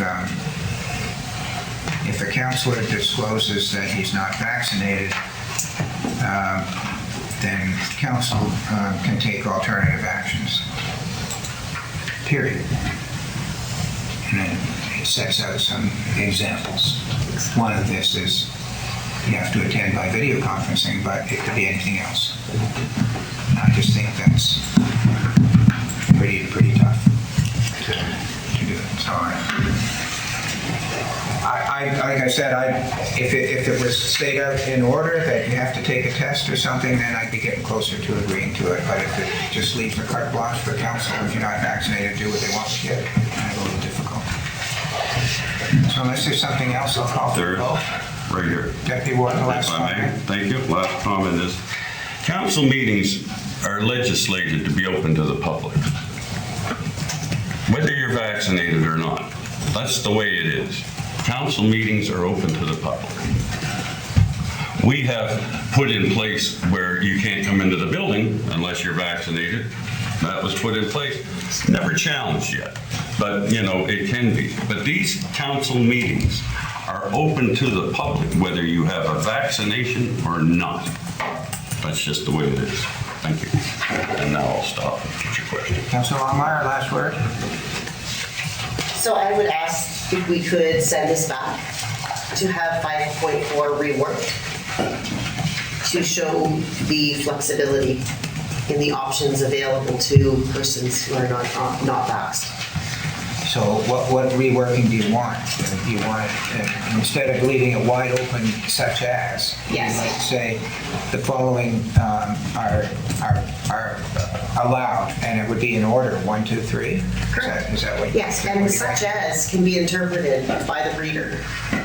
Well, such as, I mean. So it just gave 3 options, Yeah. such as, these are the options. So we just need to rework it to apply the appropriate options in order. So if you want to make an amendment to your own motion, I guess that's okay. I think it was your motion, wasn't it? What? Amendment Oh, to no, your... maybe it's the deputy warden? Yes. It's yes. Yeah, so you're making an amendment to the motion on the floor. Yes. Okay. And I guess it's, I don't know how to word this. It would be just to rework 5.4. I guess we'd have to go back through it all, but I don't think the other points prior are affected.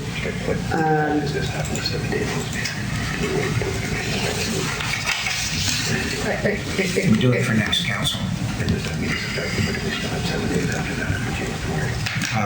Mr. Dick has just raised the issue of timing. If there's an amendment to this, Sure. If it's going to go back to staff to rework it, then it won't come before council next week. It'll be the month after. That's fine. That's okay. Okay. What's that? Change actions to options. Change actions to options. So they will take in 5.4, it would take the following actions in the following order. Something like that. Yes. You're saying Okay, I see Ms. Campbell, you, I can certainly intend on trying to follow what I think is consensus or reason, whatever. Can I suggest some wording and see if it's Sure.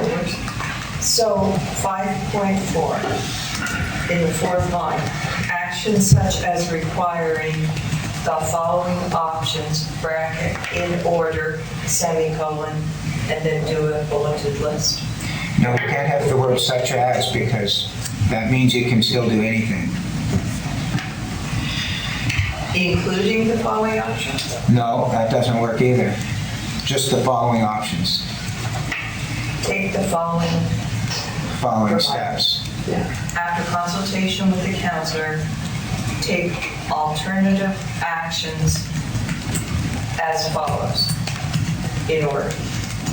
Yes, I think that has it.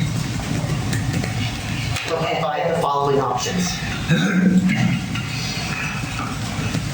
Take alternative Actions Take the following actions in order.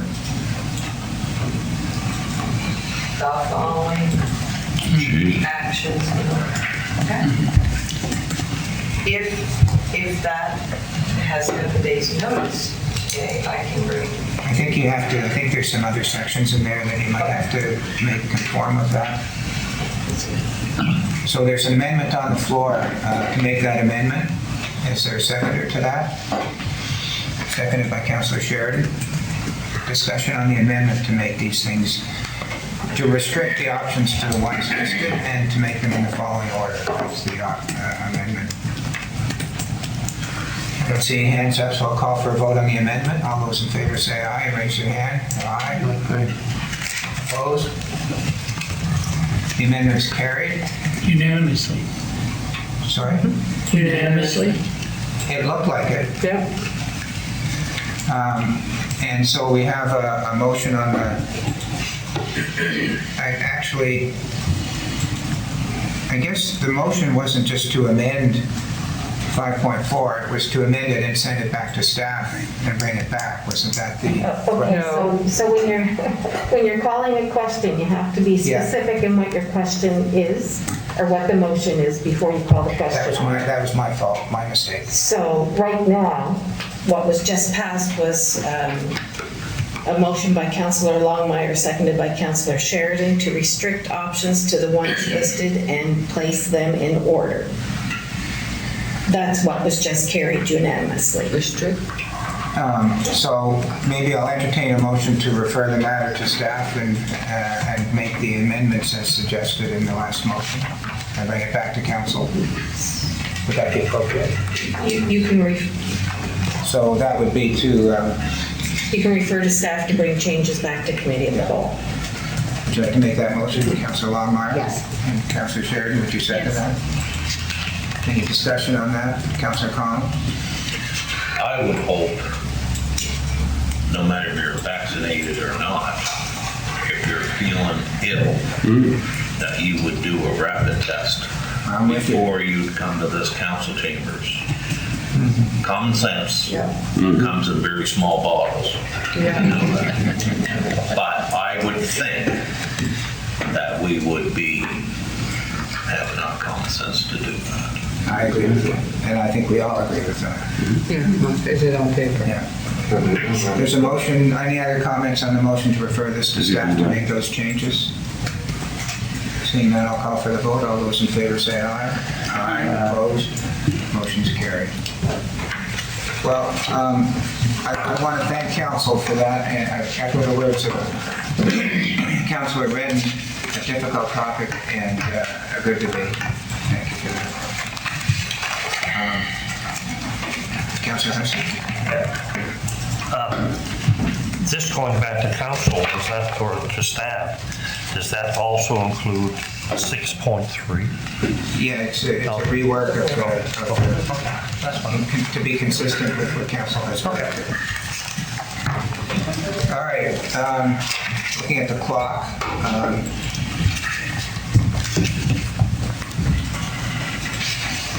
I guess we'll go along and have the presentation at the break after the presentation, or A break before. Pardon me? A break before the A break presentation. before the presentation? I see as well. One councillor wants, and that's what we'll do. We'll have a 10-minute break or 15 and come back and move ahead with perhaps something quick and then. Thank you, everybody. This is a continuation of the committee, the whole meeting for the County of Annapolis. The next item on the agenda is a presentation from Carl Hallett with respect to changes at Basin View. Mr. Hallett, would you like to come up? Just so I can see you. Good morning, Council, ladies and gentlemen.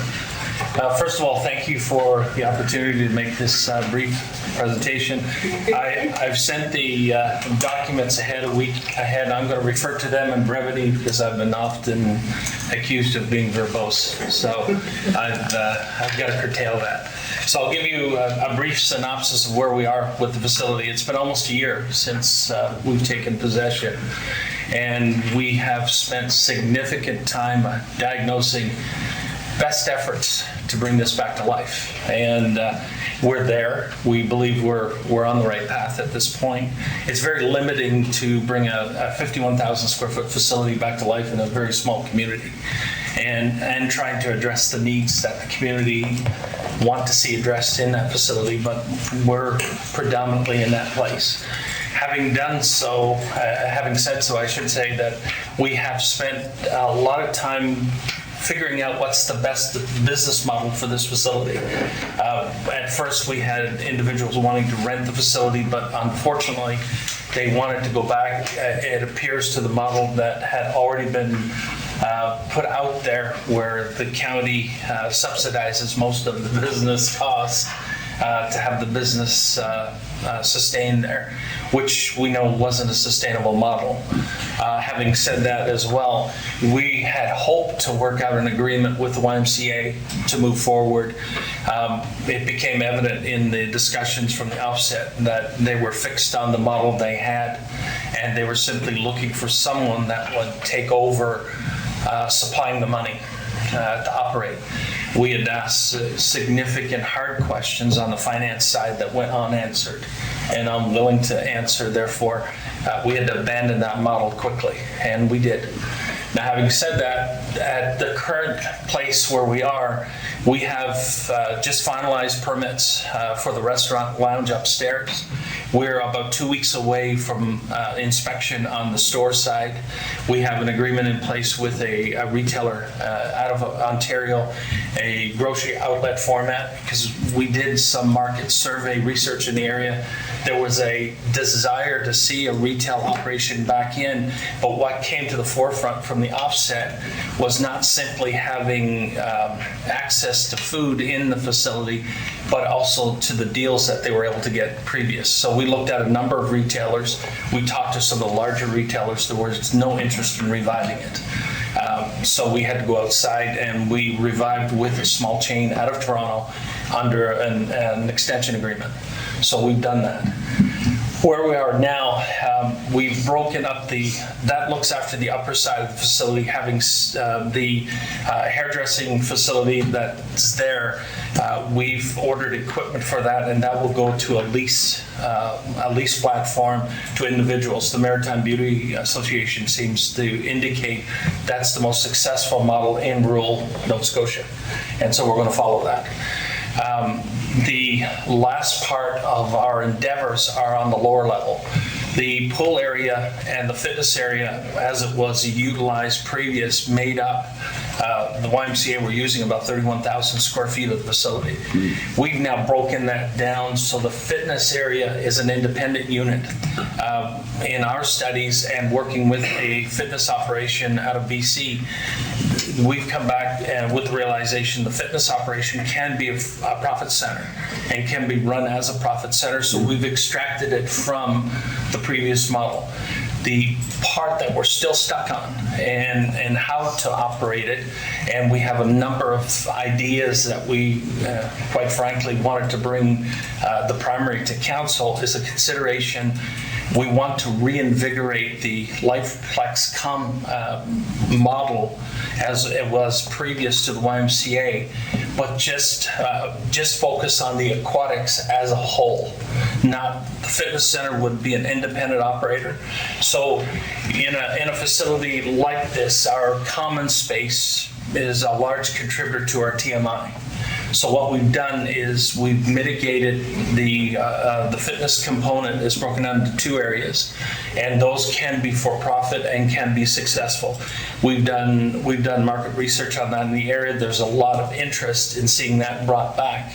Now, having said that, we've also got reflection from a lot of community members that said we wanted to use the pool, but we did not want to use the fitness center, and vice versa. So those two independent units make sense from that standpoint. Now, on the pool side, the documentation were provided by the county from the offset as far as the engineering reports. Most of those have proven to be quite helpful in coming up with a realistic diagnostics on the pool.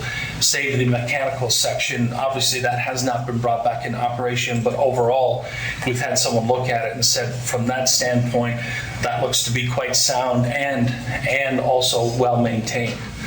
But the pool segment itself, we've had two contractors in. We've gone down below the structure of the pool, and we think we found the problems. And they were, as the report from JS Held had indicated, fairly clear where they thought the problems were.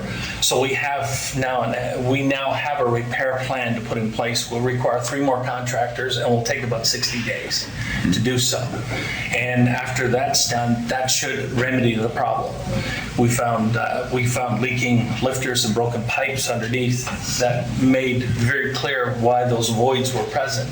When 50% of the water coming up through that channel is filtering underneath the floor of the pool, you're bound to have voids. So the engineering report was right. Having said that, we've opened it up and we can see where the problems are. And we've had mechanical supply companies come in who have quoted to replace that for us and bring this back to life. So that's where we are at this point. When you look at the costs overall for the pool, we've reduced it significantly what was being subsidized previous here. The business model for the upper level is one that we've put together keeping in mind that the community is a relatively small community and the businesses need to correlate between each other and the facility to support each other. And that business model, what our hopes are as we bring that to life, that we'll find off-takers that want to run a business, that we leave open. But having looked at it as it currently stood, we felt the need to stay personally or corporately involved in the development of the facility to make sure we can't afford to have failures in that facility. We have to have success from the go. And quite frankly, we think we have a model that will see that. We are working with 2 pharmacy companies. They want to see, everyone has a show us and we'll step in once we see it's actually happening. That's been very much the approach by the industry. It took us 3 months from the offset just to get an insurer so we could actually start in the facility, because there had been so much bad press out there. Most of the insurance underwriters went strictly off a few CBC ads, media reports, and the inspector they sent in from Ontario worked for the military. So as soon as he realized this had been a Canex facility previous, a lot of the concerns went by the wayside. Now, having said that, as we dug into the facility, we found a lot of other things that weren't evident. And we've been working our way through that list that just seems to increase. But the electrical infrastructure and the structural integrity issue have been addressed. And we've gone through the necessary inspections. The A311 and occupancy have now been put to bed. We've now reinsured the facility with another insurer that has had agreed to step back and look at everything in a reasonable light, and that's worked to our benefit. So here's where we are right now. First of all, the pool element, there's no possible way in a community the size of Cornwallis and the draw it had before. Now, I should say we did not get the benefit of seeing the numbers that were being created or generated by the YMCA. They would never agreed to show this to us. They took a standoff approach. The cost of operating, we extracted those numbers primarily from the documents that were provided by the county, which was inclusive.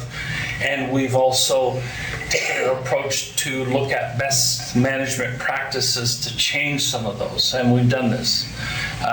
The energy component of the building is a major component, and we're remaking that as we go. You know, we've reinvested in new lighting, we changed that, we pulled most of the old equipment and taken it to the scrapyard and put all new efficiency equipments in. And now we're looking at our renewable energy platform potentials on the facility. So we're looking at a solar thermal addition and also a solar generator. Our goal is to make that facility a net zero. We think it can be done. And so that's about a 2-year process for us. And now we're focused basically on the roof side. The heating and cooling units some of them are very inefficient. We're investing in new ones to come in on heat pump structures in order to eliminate some of this. But on the pool side, we've got to now, we're at a stalemate. We know what the cost will be to finish it. We know what the cost will be to run it. For us, we've looked at and said, to open this to the public, we're going to have about 6 staff members compared to a much expanded staff that were operating there before. It seems this is how would you say it, streamlined. And it's focused strictly on the pool. We've taken out the areas that were assessed as pool related, i.e. the fitness area, and we've also broken down the area of support for the pool and split that with the fitness center down below. So we haven't overladen the pool operations. But what we're looking at now is if there's going to be a willingness by the municipality to support the pool or the aquatic center from the offset. We're looking at, we've talked to some of the previous members of LifePlex. They're willing to get involved. They're willing to become part of the committee. But we think that's the only model that will work for this facility. We've looked at some private operations, but when you look at the membership potential numbers, that's not possible without an excessive fee, which we all know that was a deterrent previous. So we're trying to find the happy medium here. Hence the reason for this presentation this morning was to simply make you aware of where we are and the one component that we have. If there's a willingness, we can come back with firm numbers, understanding that the numbers we projected on membership have been based on basically straw polls, not firm numbers. We did not have the luxury of seeing what the Y had in fact incurred as far as memberships in the facility. So I'm going to slow down now and open the floor for questions. You're prepared to take a few questions before we terminate? Yes. Okay. Are there any questions for Mr. Hallett? Councilor Morrison? Thank you. As the counselor for the area, first of all, there's been a lot of misunderstanding on the part of the public about what might have happened after the county sold the building. And many citizens claim a proprietary and even more interest in what's happening. And it's very good that you're here today and that you've given copies of the presentation so that they can actually read it and then raise their questions. Others have based their knowledge of what's happening inside the building by the number of vehicles outside the building. And I would get calls and say, I drove by there yesterday and there wasn't anybody in there. How come? And I think you ought to chastise yourself for not working 24 hours a day, 8 days a week. I've tried. And it's been a few months since you took me around in there. And I can assure folks that there has been a lot of work done. There's been a lot of thought put into it. And from the point of view of a simple artsman, obviously there's been a lot of money spent. People have a great interest in that building. They have a great interest in the planned activities. And certainly through your enthusiasm and additional aid and assistances can be procured, I hope that will combine with the community enthusiasm to ensure a building whose occupants are used 7 days a week. Thank you. Councillor Sheridan? I just want to say a big thank you to bringing life back to the community. I felt bad for having to sell it, but we couldn't maintain it. And you're bringing life back to what they need in that community. So thank you very much for doing that. Our pleasure. Councillor Longmire? Thank you. Thank you, Carl. Wow, what a presentation. And you did not read from a script. It's so impressive to sit here and hear through your words excitement. And this is not your native community, but you've come here and made it such. And you're augmenting that beautiful place. You know, it was really hard to say it needed to go. But where there's a door closed, you hope that there's one open. And boy, did you ever open up. I'm excited for the communities all around, and I hope and pray that people receive it and entertain the space. And yeah, thank you very much. I want to interject. I grew up in rural Newfoundland, so I understand. We had a small store, the Booth store in Baylage, and we had a fire after a snowstorm off the ocean, and it burned down that store. And I recall, the difficulties. Most people had to drive, where we were in Baylage, we had to drive 25, 30 kilometers to the next store. And, that was the focal point, even though it wasn't nowhere near as elaborate as the Basin Center. Well, by the way, it's now the Basin Center. The province wouldn't allow us to use the word Basin View because you already had it. So it's now the Basin Center. That took 2 months to get the province to agree to that. So here we are. So I understand, like I say, I grew up in rural Newfoundland. That's my roots. My dad owned the fish plant, he owned the trucking company, he owned a grocery store. So I understand those pieces. Thank you.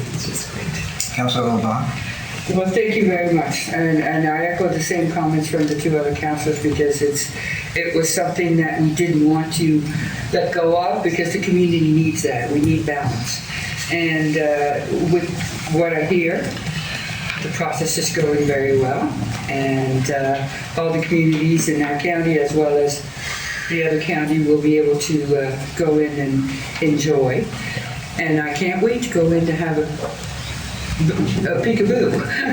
Well, you'll receive an invitation very shortly to come do that. So excellent, thank you. We're on the last throes of the upper level. So nice. So thank you very much for doing what you do.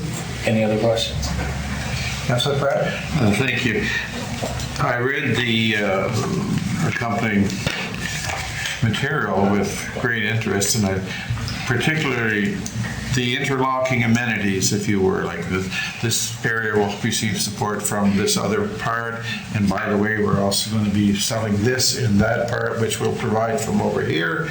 And I was intrigued as a former, in other lives I worked for TRA and I managed stores for Wade's, but that was years and years ago. Most people may not even remember Wade's, but I was impressed by that, and I know a number of people in the Cornwallis area, and I'm sure this will be a real godsend to this end of the county, not just Cornwallis Park, but this end of the county and parts of Digby County as well.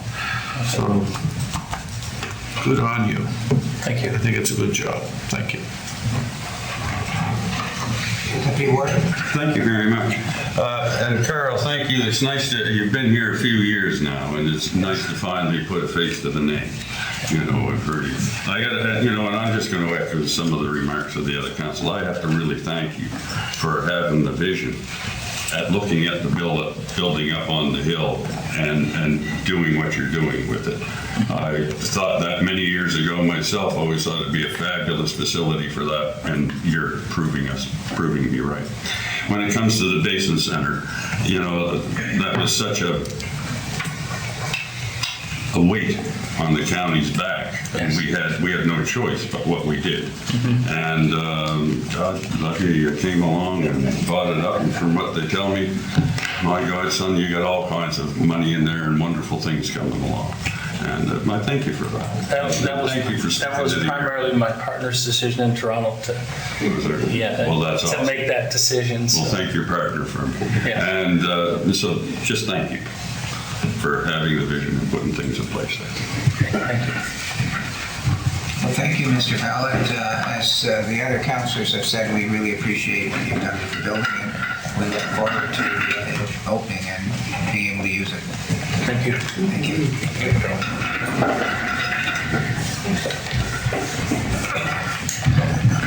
Okay, we're at 6.9, which is on page 53? 53, is it? Yes, 53. Travel and expense? Travel and expense costs. 6.9.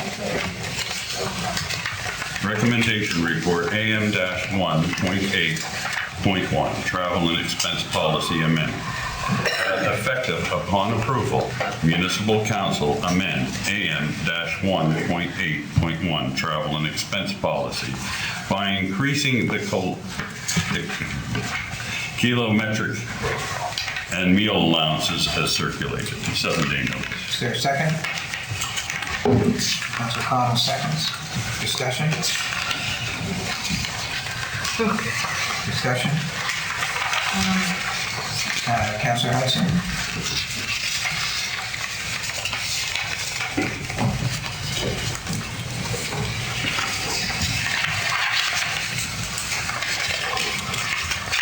Councilor Hudson, you're looking for, I just second. pardon me? I thought I was just seconding the. Oh, I see. Yeah. Okay. Is there any discussion? I have a question. Oh, go ahead, Councilor Sheridan. So I read this a couple nights ago, and am I correct in saying that the province is 51 cents a kilometer? That was going to be my question. And we're at 61? Yeah. Yeah. So is that right? We're more than the province? Yes. Councilor Morrison? Well, here it is. And we have always been more than the province.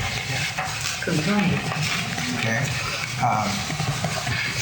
Can I ask staff for the rationale as to why we're more than the province?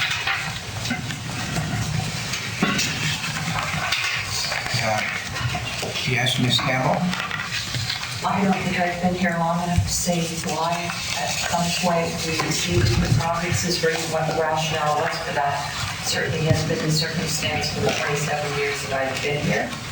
And it has just increased, or been considered for increasing over the period of time when inflation seemed to indicate it was appropriate to raise it.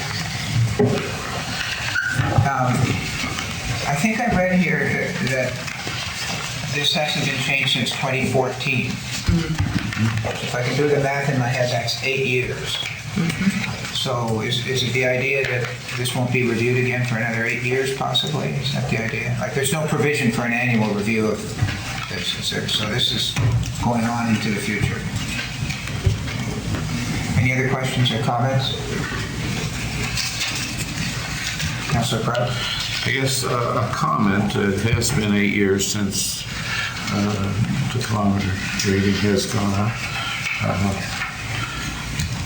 We've had a couple, previous to this, we had a couple of rough times with the price of gas. And if you can believe what you hear, there may be much more to come. It seems reasonable to look at it at this time. Councilor LeBlanc? Well, I have a question about, it's always been done that way, like you have so much for the first 5,000 kilometers and then it goes to another number after the 5,000. I never understood why. I probably didn't ask the question why, but while we're here, I might as well ask the question why. What's the rationale, if there was any, or is it something that is just standard? Ms. Campbell, can you answer the why there are different rates after a certain number of kilometers for the mileage? My understanding is that it originally reflected the CRA plateau, and it has just been maintained, even though the plateau has changed for either the provincial rate or the CRA rate. It maintained at the plateau originally was that amount, that you could get paid the higher amount under CRA without having to be taxed for taxable benefit. So what's this, Not sure that makes sense. so what is the CRA number, as you were stating, that would not be taxed? Is that where I'm at there?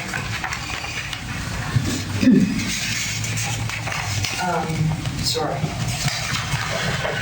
I know I've been asking questions and giving in. It's just that it gets rather confusing between the provincial and the CRA rate because they're totally different. Right.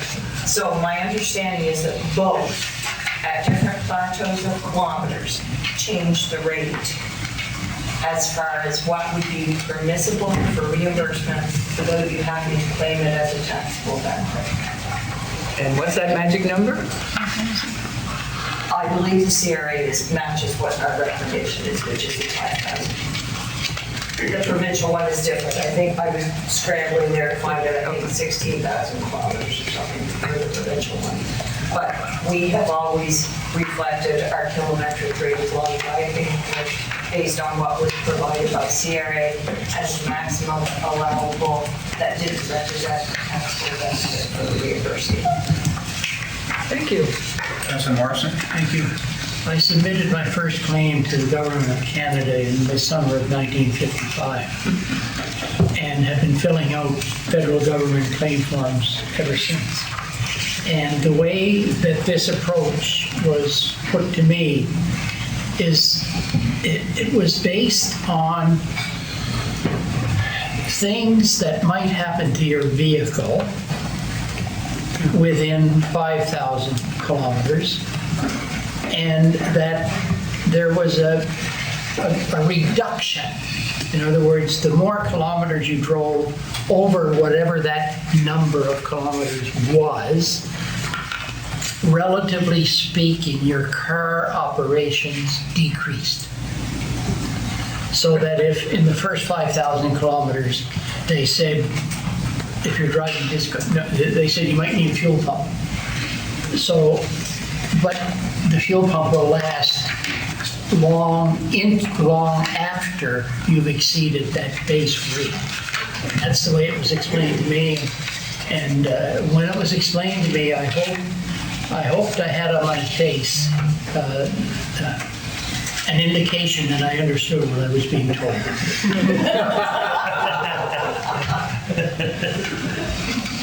Anybody else? Interesting. If not, I'll call for a vote. The motion is to approve the rates as set out here. All those in favor, say aye and raise your hand. Aye. Opposed? Motion's carried. Next. 6.10, recommendation report, 2022-023 community grants. That municipal council approved the 2022-23 grant allocation as presented in accordance with AM-1.4.9 community grants policy. Is there a seconder for that? Councilor LeBlanc seconds. There's a listing of the grants here attached on our package. Does anybody have any questions with respect to these proposals? Councilor Cotw? I couldn't find in the package on the, that was sent out to us, Appendix A.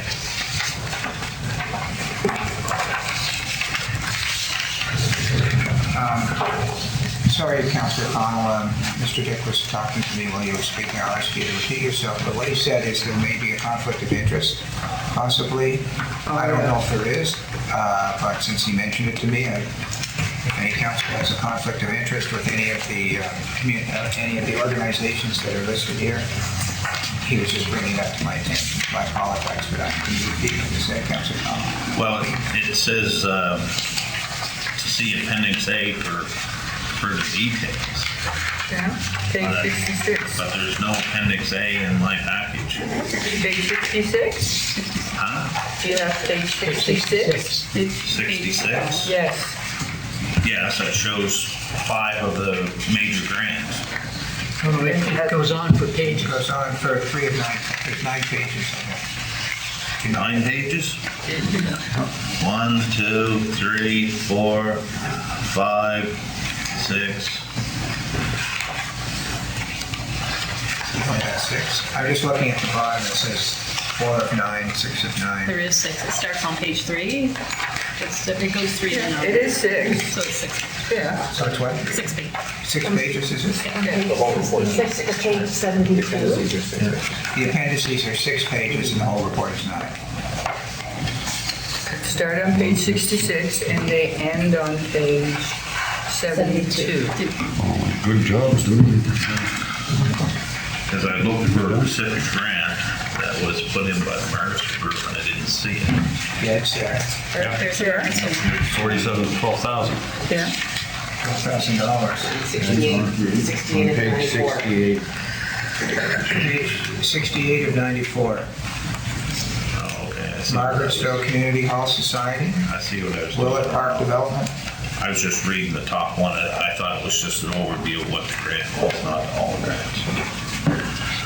My apologies. Oh, you got it. You have it. Any other comments with respect to the proposals? Councilor Fargo. I'm not sure how much conflict there is, but I'm a director from the Mexico Community Health Society. I could take the opportunity to leave if you were. So just for that one. Yeah.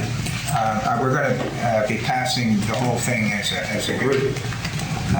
But when I asked for questions, I didn't see any, so I think it's probably going to be, I would suggest that maybe if you want, we can do that separate. How about we do that? Sure. That's what we used to do. I think that's what we did last year. So I'm first going to ask for a vote on everything except, which one was it again? Michelle. Motel. What page is that on? 69. 69. Okay, so we'll amend the motion on the floor to exclude the Motel Hall Society. Is that all great? Who moved it? Deputy Warden and seconded. Councilor LeBlanc, you all right with that amendment that we exclude Motel Community Hall Society? Yes. Any questions on the motion on the floor? Seeing none, I'll call for the vote. All those in favor say aye. Raise your hand. Aye. Opposed? Motion's carried. So now we'll put on the table the Moshel Community Hall Society grant of $2,400. And Councilor Bartel, you're declaring an interest. Ask you to leave and we'll call you back. Any discussion? I guess we need to put a motion on the floor. Deputy Warden, can you Yes, sir. move that grant on page? I would move that the Moshel Community Hall Society grant of $2,400 be approved. Yes, is there a seconder? Councilor Longmire seconds. Any discussion? Seeing none, I'll call for the vote. All those in favor say aye and raise your hand. Aye. Opposed? Motion's carried. Someone ask Councilor Barto to return to the room.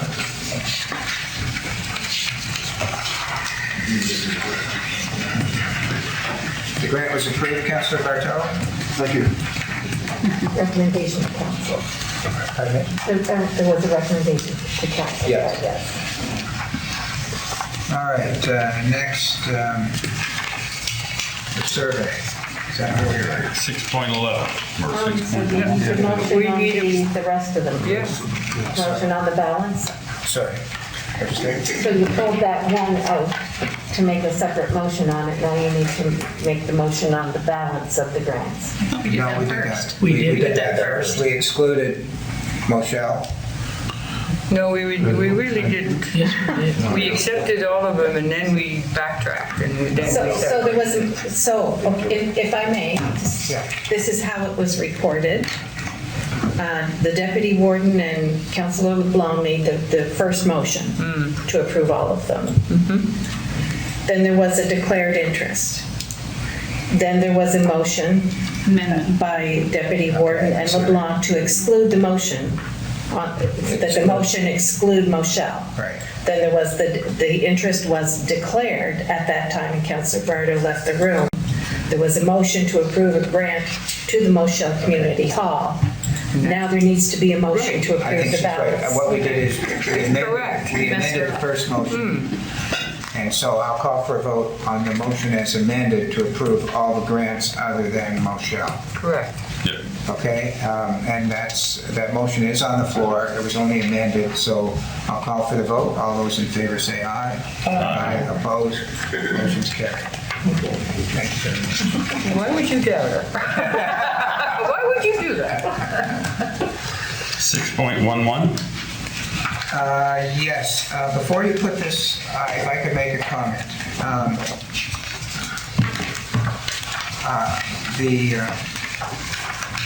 For those watching, this is a survey that the Federation of Municipalities has asked each municipality to complete. And it's in our package. It has 20 questions, and some of them are lengthy.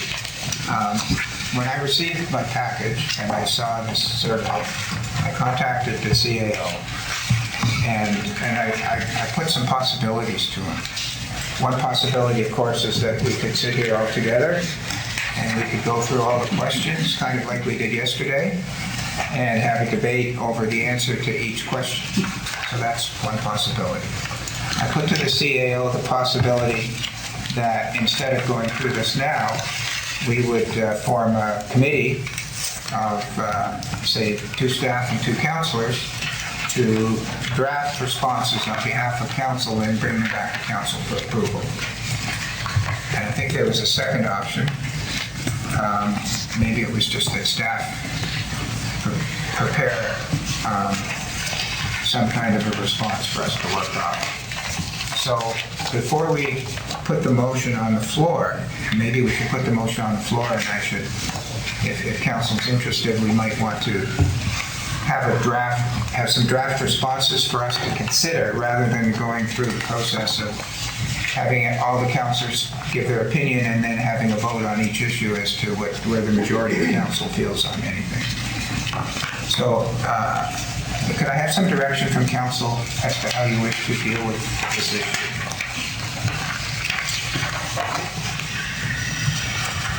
Seeing none, I guess what we'll do is we'll put it on the floor, and if somebody wants to... Councillor Cotw? Thank you. I think information is power, and the more information we can get from whatever group assembled, I mean, we can do it ourselves. After yesterday, I'm not sure.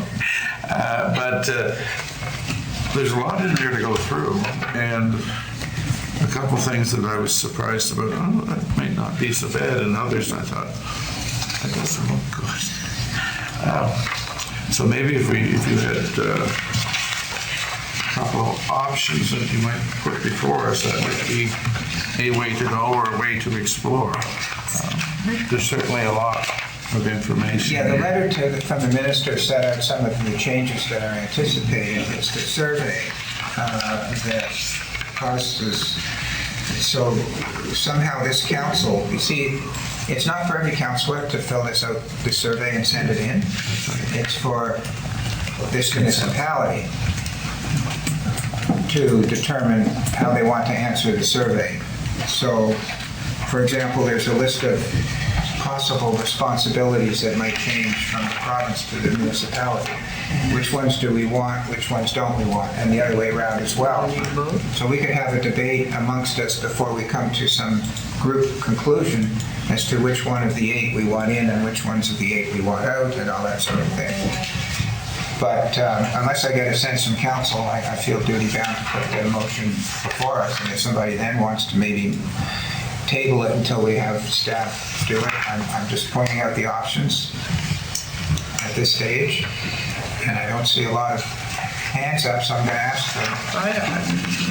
Go ahead, Councilor LeBlanc. If you look on page 74, 74. in the shaded area, the last shaded sentence says, please confer with your mayor council and attempt to respond prior to June 13th. 2 days of working. It doesn't say you have to have it in there. Prior to.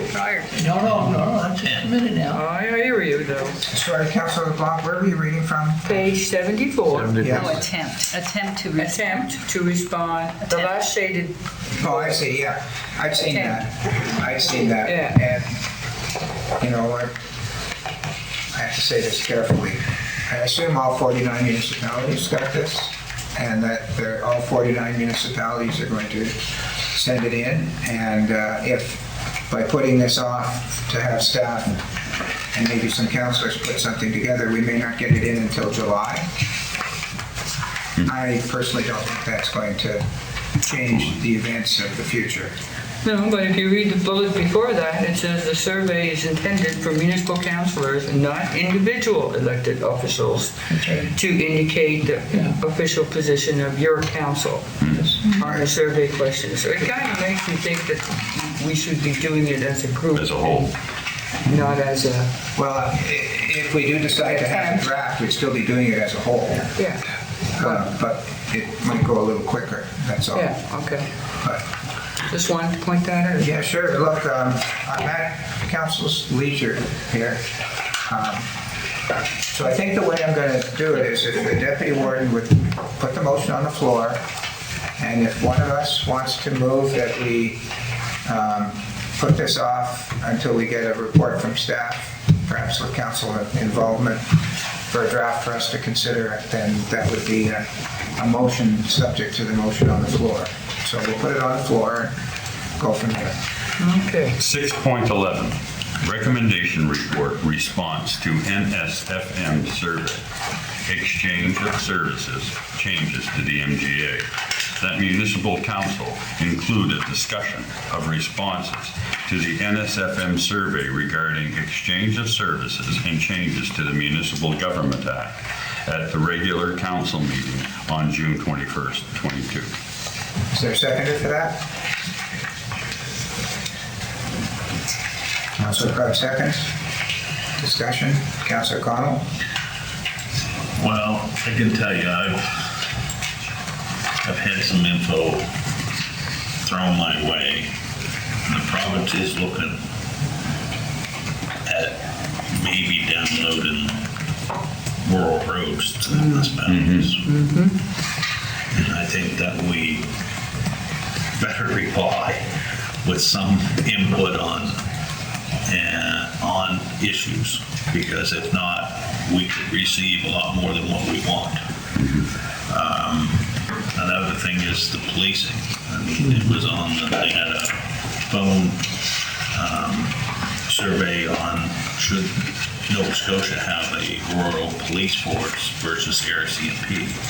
And I didn't hear the results of the call-in survey, but I know that there's some issues here in the minister's letter to us that we definitely need to respond, because download usually means cost.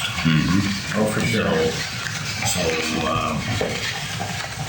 looking at, even when I was told that the province was looking at downloading the rural roads maybe to the municipalities, my first idea was, how is the municipalities going to even deal with that?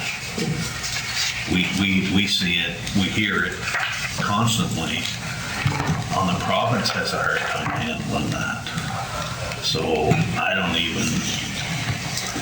wouldn't even know where to begin to think that the municipalities could handle it. And that's only on roads.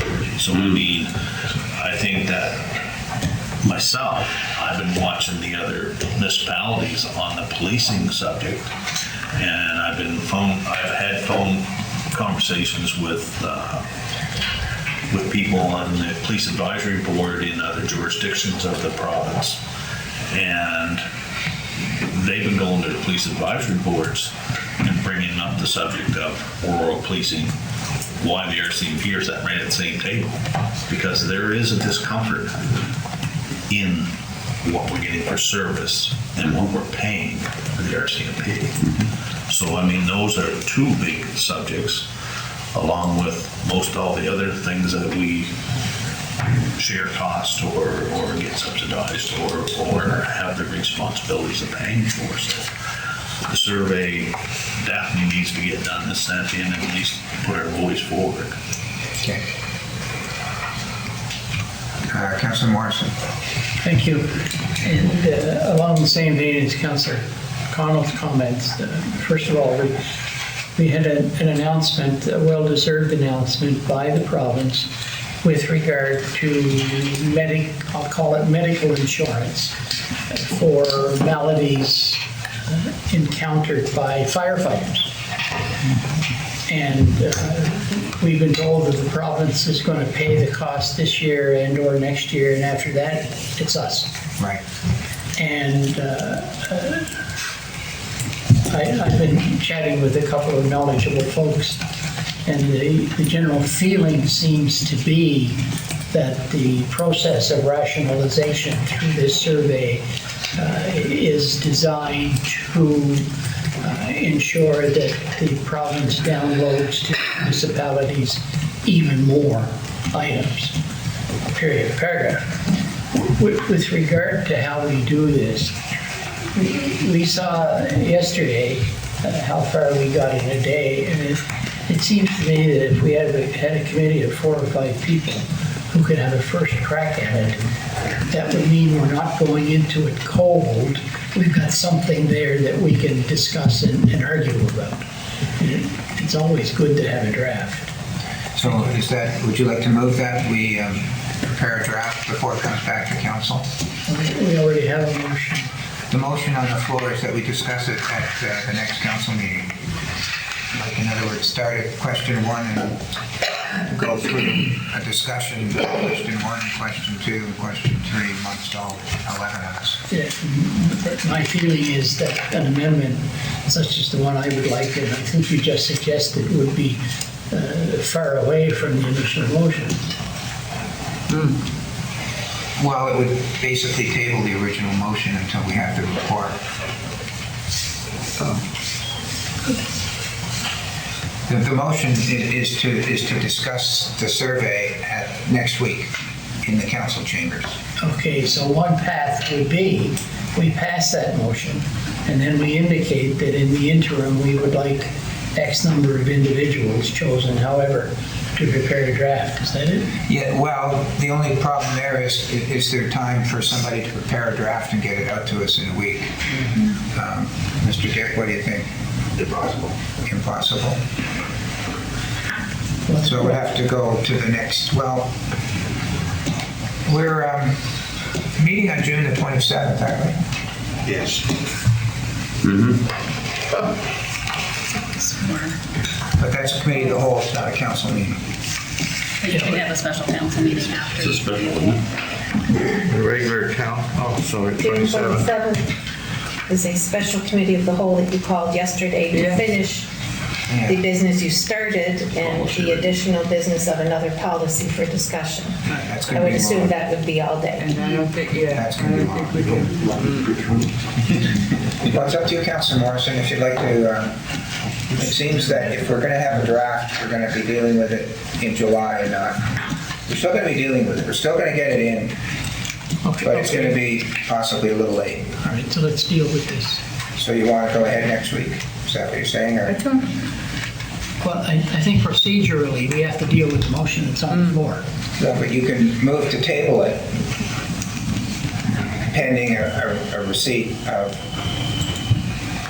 See, right now the motion is that we're going to, all 11 of us are going to discuss the responses to the survey as a group next week. As an agenda item. As an agenda item. It'll be on the agenda. We'll go through the survey, question 1 to 20, and we'll all talk about each one until we get to have a vote on each one as to what the response from council is going to be to each of the questions. They're fine. Yeah. at this point, you could make a motion to refer it to some body for it to come back for discussion and then change the date when it's to come back. You could refer it to an ad hoc committee made up of X, Y, Z, A, B. Would you Come like to back make for that discussion motion, at a Councilor future Morrison, to meeting. refer it to an ad hoc committee? To come back with a draft responses for the council meeting in July? Yes, however, what's in front of me is still the motion that's on the floor. We have to deal with that motion first. Can't we move to, the clerk is suggesting that even though it's on the floor, in my view, my word was table it. Yes. As opposed to refer it. You can clearly table a motion on the floor. Right? Somebody can move to table it and bring it back off the table when we have a draft report from. All right, I move we table the motion currently before us. Okay, and that table it and that we strike an ad hoc committee to provide. Right now, his motion is to table the motion on the floor. So first, we'll do it in two separate motions. Yes, please. Okay, the motion to table. Second. Seconded by the deputy warden. Is there discussion on tabling the motion on the floor? Seeing none, I'll call for the vote. All those in favor say aye. Aye. Aye. Opposed? Motion carried. Now, Councilor Morrison, you'd like to have a draft prepared for us. I move that council establish a committee composed of members of council and members of staff to consider the survey and report back to council. Committee. Or committee. Or report back to council. Report back. It could be a council, well, or a committee of the whole, right? Either one. Committee of the whole on 12 July. Okay. Second. Seconded by deputy warden. Now, slow down your fifties. So the motion is to establish an ad hoc committee composed of how many members of council and how many members of staff? 2 of each, please. 2 members of council. And we'll have fries. That's it? Now she's gonna take me through the rest of it. 2 members of council and 2 members of staff To prepare draft replies To the survey. to the survey.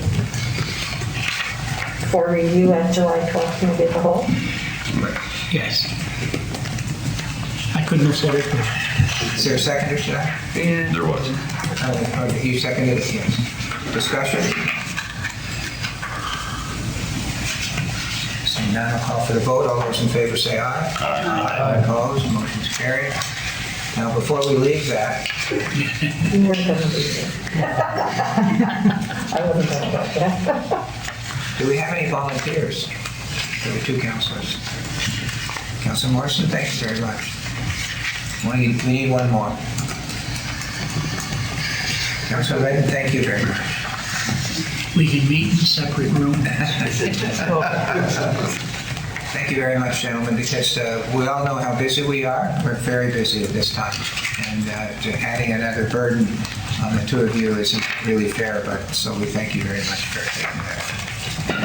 So what would be the 2 members of The 2 staff? members of staff will be appointed by Mr. Dick, I assume. All right. Okay. Well, thank you, council. Where does that leave us? 6.12. 6.12. Okay, page 86.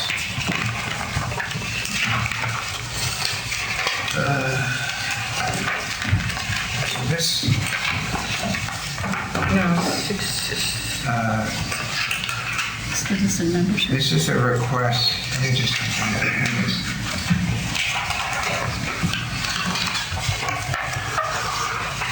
Can somebody help us out as to where we are? There's not a recommendation here. Yeah, we have a recommendation on paper. Councillor Yes. Connell has it to read. There was one provided in your agenda on the agenda 4.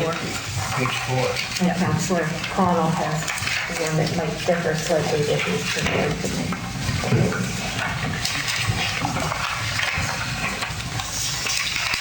would you like to put the motion on the floor for discussion? Sure.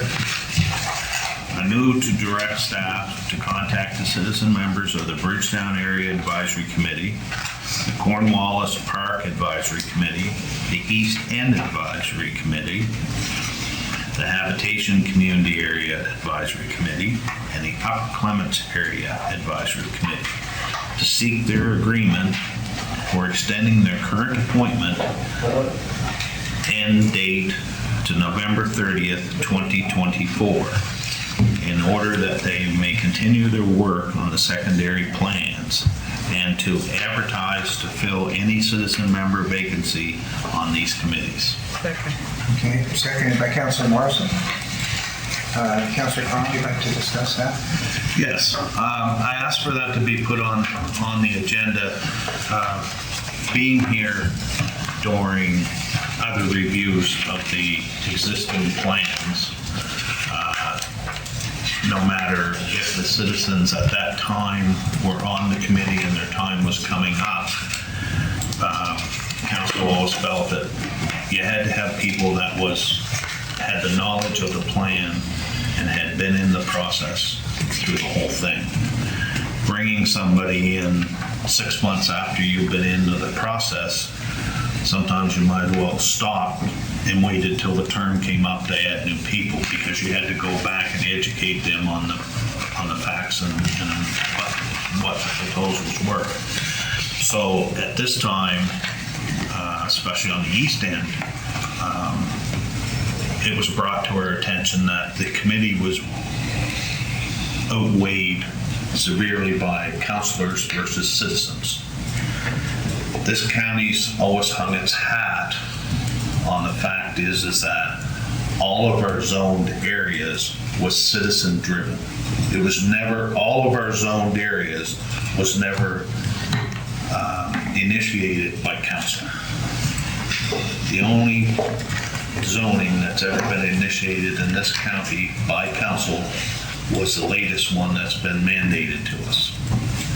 So when we previously hung our hat on the fact is that these existing zoned areas was citizen driven, and to have a committee that was way sided on the councilor's side and only a couple of citizen members, they felt that they were outweighed in the discussion. So we asked if we could advertise early, but knowing that we had to re-advertise in November, it was kind of, do we do it now? Do we wait till November? My question is, do we put the East End on hold till November? Because the same issue is going to arise, is that in November, if we got 3 new members, we'd have to start back at scratch one to educate them right up to where we were. So why don't we put our advertisement out now, fulfill the vacancies, and allow them to stay on the committee until the end of 2024, when all the plans have been submitted and hopefully passed through to the province. So that's the background of my reasoning why we need to move forward now. Because in my mind, if we don't want to move forward now, in my mind, those committees should stop until November until we get the right people on it. Because I don't want to have to go back and start all over again with new people, that's all. Add to that. Councilor Morrison? Thank you. Although this motion refers to citizen membership, on 2 of the committees, the one dealing with Cornwallis Park and the one dealing with the Upper Clements area, each only have 1 councillor. And thus, after the first Monday, following 10 days following the 3rd Saturday in October 2024, there will be no council or membership on either one of those committees. So we will have to make some council will have to make some quick actions in the first meeting after the October election to ensure that there is a councillor on those committees. Wanda can speak to that. Pardon me? Wanda can speak to that. Wanda Atwell. Yeah, I know, I saw Councillor Sheridan, did I not? Yeah, I was just going to speak on the East End Committee. Right now, we're short 3 members. We have 2 citizens, and we could have up to 5. So what our dilemma is, we have 3 citizens that are interested, that are just now coming in, and they would like to apply to fill the gap. And we just want to make sure that if they do apply and get in, that they stay there until 2024, just so we can finalize the plan. Thanks. Ms. Atwell, did you want to say something? With regard to the appointments of counselors to 2024, the way these are set out, unless one of the counselors is no longer elected or leaves council, it would continue to be you, Councilor Morrison, for the district that you are involved in, for the Cornwallis. And I believe you would also be the counselor for our Clements. But I ain't none gonna be here. In 2024. In 2024. In 2024.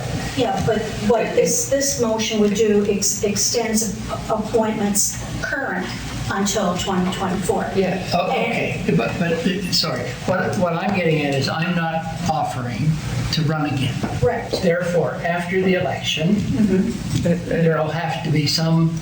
No, you skipped, this next November is what we're talking about. Instead of going through, we'll just extend them from 2020 to 2024. All these members. And the plan will be complete. And planning. So you're the counselor. But I won't be the counselor. Not after 2024, no. No, I won't be the counselor after the first Monday following 10 days following the third Saturday of October. However, nominating committee in September of 2024 will be working towards that election piece like we always do. And we'll put out the committee's council preferences and ask the current councilors elected which ones they want to be on. However, it doesn't matter who sits as councilor for, whoever gets elected to District 6, they will be that councilor. There's no choice in that. They will be the councilor for that area. Okay, thank you. I think this really talks about 2022 at this point, right? 23. Any other comments? Councilor LeBlanc. So it was brought up just because we did have, on the East End, 2 that had to leave the committee, and we had 4, but 2 left, so we're left with 2. And it's a benefit for the planners as well as the committee to be consistent. And while we discuss that, it's also, well, and not just for us as far as the East End, but it should extend because we, as we saw in the nominating, we've lost some people. Yeah. And we'd like to replenish, and the earlier the better, I guess. And right now, just for the East End, we definitely know that there are 3 people that are attending that might / wish, maybe, to apply. But if we open all of our advisory committees up at once, we might be able to replenish it now because they're needed now because of the planning that's going on. So those will be sent to replenish early instead of just waiting till September, October. And that's the reasoning. And to advise the people that are already there to ask them to stay. Yeah. So that's the background. I think it's a great idea, and I applaud Councillor Connell for thinking of it and bringing it forward. Councillor Redden? I'm curious if we should extend it to the Planning Advisory Committee. We have 2 citizen members there, and they're going through the area plan, which is through the same timeline. To which committee? The Planning Advisory Committee. And that we have 2 citizen members on the Planning Advisory Committee. which I assume all these area plans have to come through as well. I don't know if they do. I'm done. Yeah. Yes, they do. So there They are, have to go through the planning advisory committee? Yeah. but the planning advisory committee is not working on them right now. The work that has started now could technically end with the citizens ending their appointment in November of 2022. This is simply to ask the current members if they would consider an extension for the next 2 years, so that the same people who are working on it now can continue to work on it until its completion. Right. So we're extending the current people, we hope, for an additional 2 years, rather than asking them to reapply. And we're trying to fill the vacancies right now while the work is being done. The Planning Advisory Committee is not doing the work on those, and there are 3 citizen members, by the way, on that. The Planning Advisory Committee will get recommendations from those committees when that work is complete at the area advisory. Then the Planning Advisory Committee would come into it. So there would be no need for, there's no knowledge now that the Planning Advisory Committee would have to maintain through another 2-year appointment period. Okay. Anything else? Just a quick question. The citizen members on the PAC, when's their term expire? The terms all expire every 2 years, so their term is up on November 30th. Yes. 2022 this year. If I may interject, the process to get new citizen members starts with the nominating committee in September. And we'll be getting ready to advertise for citizen members for the next 2-year term. I will be reviewing the policy with regard to appointments, citizen appointments, because there are a couple of statements in that that are perhaps unfair or redundant based on the fact that we do have difficulty in getting citizens to come forward. So hopefully those revisions will come to council. I'm hoping for September, if possible, for your review. Seeing nothing else, I'll call for the vote. All those in favor say aye. Aye. Opposed? Carried. We have 2 other matters, but it's 12:07. I suggest we break for lunch and come back at 1:30. We should be able to finish up hopefully not too long after that. Okay, 1:30, we'll get back. Welcome, everybody. This is the afternoon session of the Committee of the Whole meeting for the County of Annapolis. We're at 6.13. I think it's Deputy Warden was going to raise a matter for discussion with respect to the Graywood property. Yes, sir. Yes. I made the request last Monday, which resulted in the email, an email chain. The Graywood property proposal. Now, this is February the 15th, 22.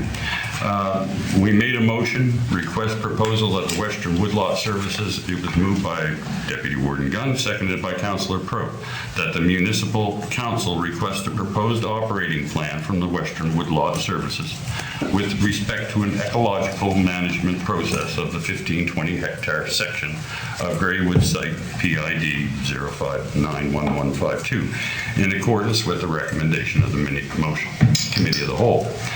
So I forwarded this proposal from Tricia Amaro to the Forestry Committee, the Warden, and the CAO on March 18th. I spoke with the CAO in the following week, and he told me that he would put it on the next Committee of the Whole agenda. When it wasn't on the agenda, I wrote him on April 9th, reminded him of our conversation, and he acknowledged receipt of that on April 12th. Then I received an email from the clerk on April 12th asking for a copy of the proposal, which I sent to both the clerk and again to the CAO on April 12th. I don't understand why it's been reported that the CAO has not received a copy of the report and why we were waiting 3 months for the Western Woodlot Services to get the nod from the CAO to proceed with the proposal, as was discussed in council. I'll happily resend the document and review the benefits with the CAO this month in order to get this ball rolling, if it needs be. But I need, we'd like to have some sort of idea on what's going on here with this proposal that we put together and motion of council. So council hasn't yet approved it. Is that where we are? Well, I believe council did approve that, the getting the... We approved getting the report, and I remember seeing the report. But that hasn't come before council for approval. Is that where we are? Does anybody know where we are in the process? Councillor Hudson? I could stand to be corrected here, but did we not ask for a management report? Yes. Yes, which we received. You mean a staff report? Or a staff report. Did we? And I don't think we ever got one. No, we've never got one. So is that where we are? Yes, we're waiting for it. It got caught up in the administration as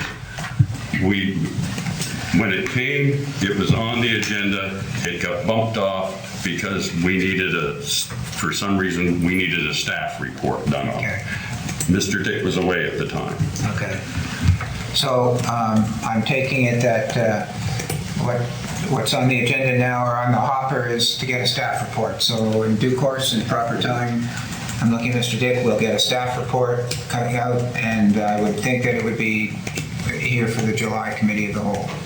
Well, I do hope so, and the point I bring this up is because we do have the Western Woodlot Forest Corps Services Company, whatever they're waiting for a response. They're trying to make plans as well, and if they've done this work for this project, I believe that they deserve some sort of answer, one way or the other. That's not mine to do. That's not my job to do. So, I will depend on administration to do that.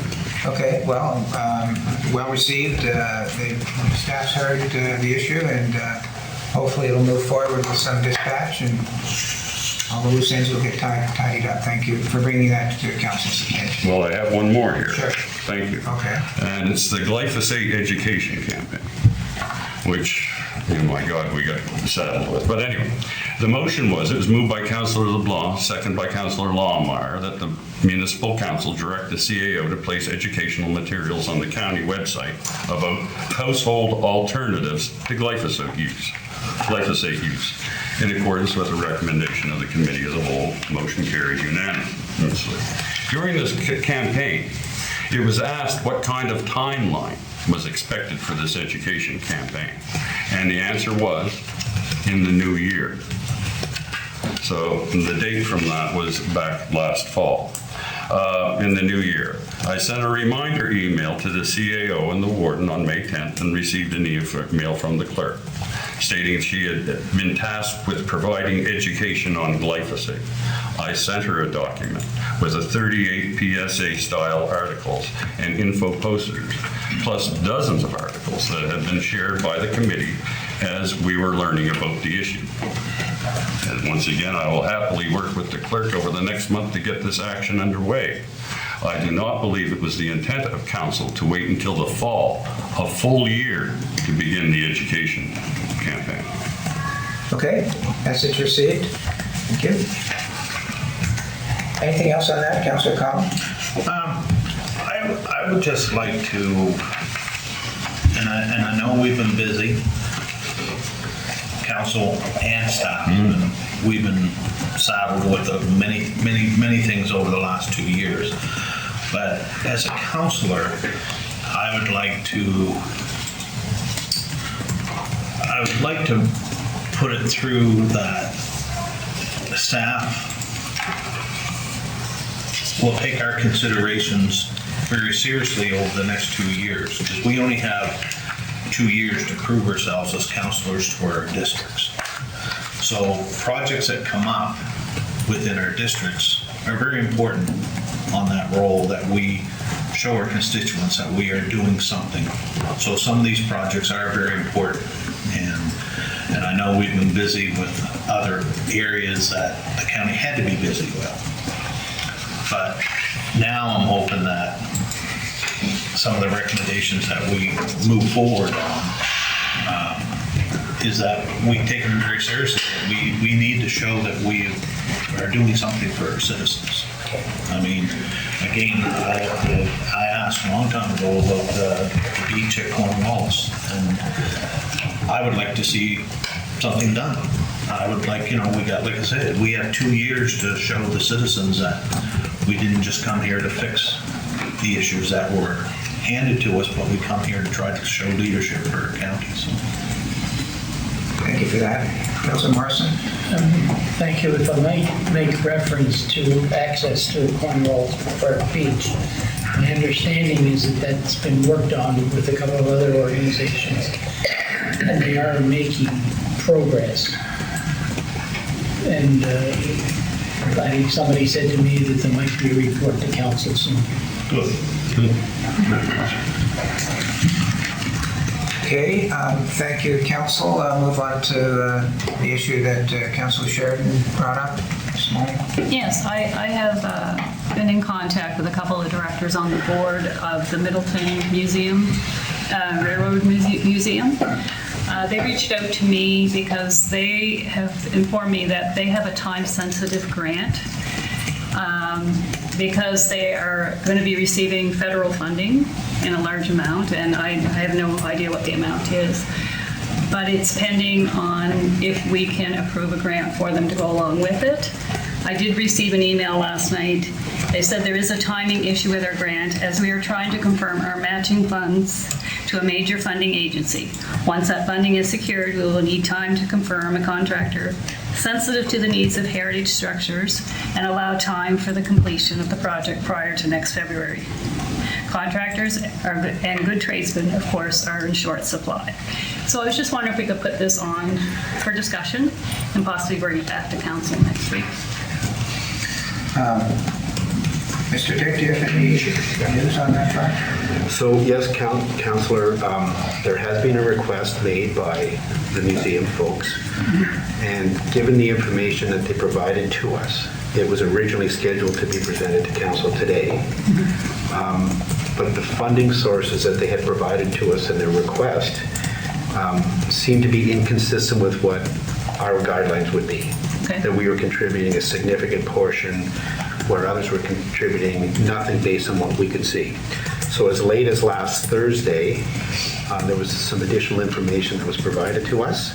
So certainly we can provide a report to council for next week in terms of our suggestion whether we contribute the amount that they've asked for or an alternative amount. Okay, that'd be great. Thank you very much. Very appreciative. Again, we're loading staff to do something in a couple of days, but thank you for volunteering that. Okay, we're now down to committee and organizational reports. The CAO report. CAO was on vacation the last couple of weeks. There's not a written report. Do you have anything you want to say verbally? No, I just said I took the month off. We're glad you're back. And you went to work. No, I apologize. It never occurred to me while I was away that I had to do a report. Never even thought about it until today when I saw it on the agenda, so my apologies. However, one of the aspects of the CAO's report is, are there any questions from council to the CAO? Councilor Cotw? Yes, again, monies that we didn't bring up in our budget, the gas tax request from Morristown, is that on a move, or is it? So suffice it to say, the funding will be provided to them. We're just trying to get some more clarification as to why the process is working the way it's working. They didn't submit a request to us in time for our budget. They submitted one, about a couple years ago. That was a 5-year plan. So we've set up a new protocol for them that they have to provide us information on a more timely basis. And quite frankly, it was forgotten, but it doesn't impact anything because the funding does come out of gas tax. So we're just waiting for some additional information from the funding agencies, and we will be submitting that request to them. I think in previous practice, all they did was give us a 5-year plan and we kind of, the engineer always brought forward when we did our plan. Agreed. And so they haven't given us, they didn't give us an updated 5-year plan. So really, we just asked for an update. They should give us one annually, and it should be updated annually. But that doesn't stop us from giving them the funds. The village. Anybody else have any questions for the CAO? Deputy Warden? Municipal operations, how's that with your new man in place? Is that working out? No, I sent him home today. Just back at the back. Yes, it's working out fine, thank you. It's working out. Now, here's my next question, to follow that up, is from what I understand and from what I've heard, he's presented to us, he has some aspirations for the public works. My worry is that some of these things maybe do the county very well, but he won't have the money to do them. Agreed. So how will we somehow be able to work around that? Yes. Or will we have to wait till a different budget year? Well, I guess that's a good point. So the first thing we have to do is we have to get the order from the department in terms of the environmental charges. So Jim was out with the minister representative yesterday, as a matter of fact. So in terms of what we want to do going forward, the concerns that we may have had last year in terms of whether there's contamination, what the cleanup cost might be, certainly based on her discussion with him yesterday, it's not going to be that big of an issue. So that being said, the next step is we have to determine if this is the right thing for us to do, and all those plans will be brought to council, and if there is cost associated with it, if council wants to do it this year, then the funding mechanism would likely be reserves, and we would have to replenish those reserves in a future year. But before we get down that road, it's still months away before we do that, but certainly council will be informed every step of the way. Thank you. And just for those people watching, you were talking about the West Paradise former transfer station. Correct. Yeah. And we can't get gas tax money to do any of that?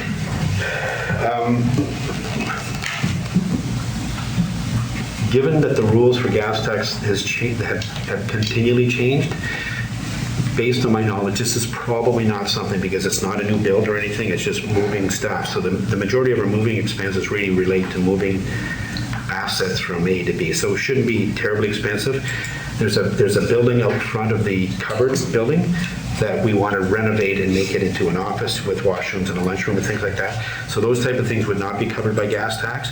In terms of the coverall building itself, we actually have some equipment in there now, certainly based on, if council decides to go this direction, certainly based on the discussions that Jim and I have had, it probably is an easy segue to get in there. And in terms of salt and sand and things like that, there might be some really good opportunities for us up there. But this is probably still months away, if not next year's budget time. Yeah, okay. Thank you. Anything else? Councilor Hudson? Yes. My question, I guess, goes back to the audit, and maybe specifically something that was noted in the management letter. And I'll read what it says. I won't read the first part of it, but it says, we identified certain matters that should be addressed by management in order to strengthen the protection of the county's assets and reliability of accounting information and or increase the efficiency of accounting procedures in accordance with the Public Sector Accounting Board recommendations. I guess I'm just prompted to ask about that, simply from this perspective. I don't know why the auditor would even mention that if it was just minor things, right? To me, it would seem that it was something that is beyond a minor thing, and I'm just curious as to really what were those certain matters that were identified. I'll let Angela speak to some of the specifics, but I will address the one issue where she said the intercompany accounts have not been reconciled and balanced. Yep. That's certainly one, and PSAB requirements require that to be done, and it hasn't been done, in fairness. Angela, are you aware of any other specific PSAB requirements that she was referring to, other than that one in particular? No, not other than the reconciliations and fund transfers. Yeah, so That's all that was brought to our attention. I mean, the most important one might be that we didn't file it on time, but other than that, I'm not aware of any specific PSAT requirements that we haven't met. You see where I'm coming Oh, from? no, It definitely. begs the question. So what staff is committed to do is if there's anything more specific than what Angela and I just provided, we are going to be responding to council in terms of that management letter. We will address the issue, we'll address how we attempt or are planning to address that issue and the time frame for that. So that will probably be maybe not as early as next week's council meeting, but it certainly would be at the July committee meeting. Thank you. Councilor Morrison? Thank you. As chair of the audit committee, I remember that subject was raised at meeting of the audit committee, and I thought it was answered. And we set out a process that if members of the audit committee, that is council and our citizen member, had concerns, then they could immediately be addressed to the CAO, who would keep the members of the audit committee informed. Thank you. Any other questions for the CAO? I might have to do a report from now on. I never get questions. This is when I have a report. We have a report, there's no question. Moving along to the warden's report, I've got a few things in the last month.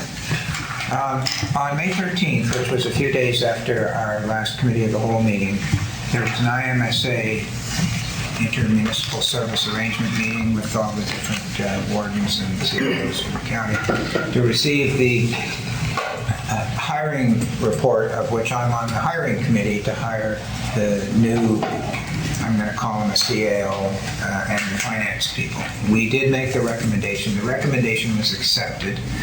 I'm assuming, I haven't heard anything further, so that was a month ago. I'm assuming that the two CAOs on that committee, who are Scott Conrad from Kings County and Aaron Baudouin, who's from Wolfville, have been working on contracts with these people now that we've identified them.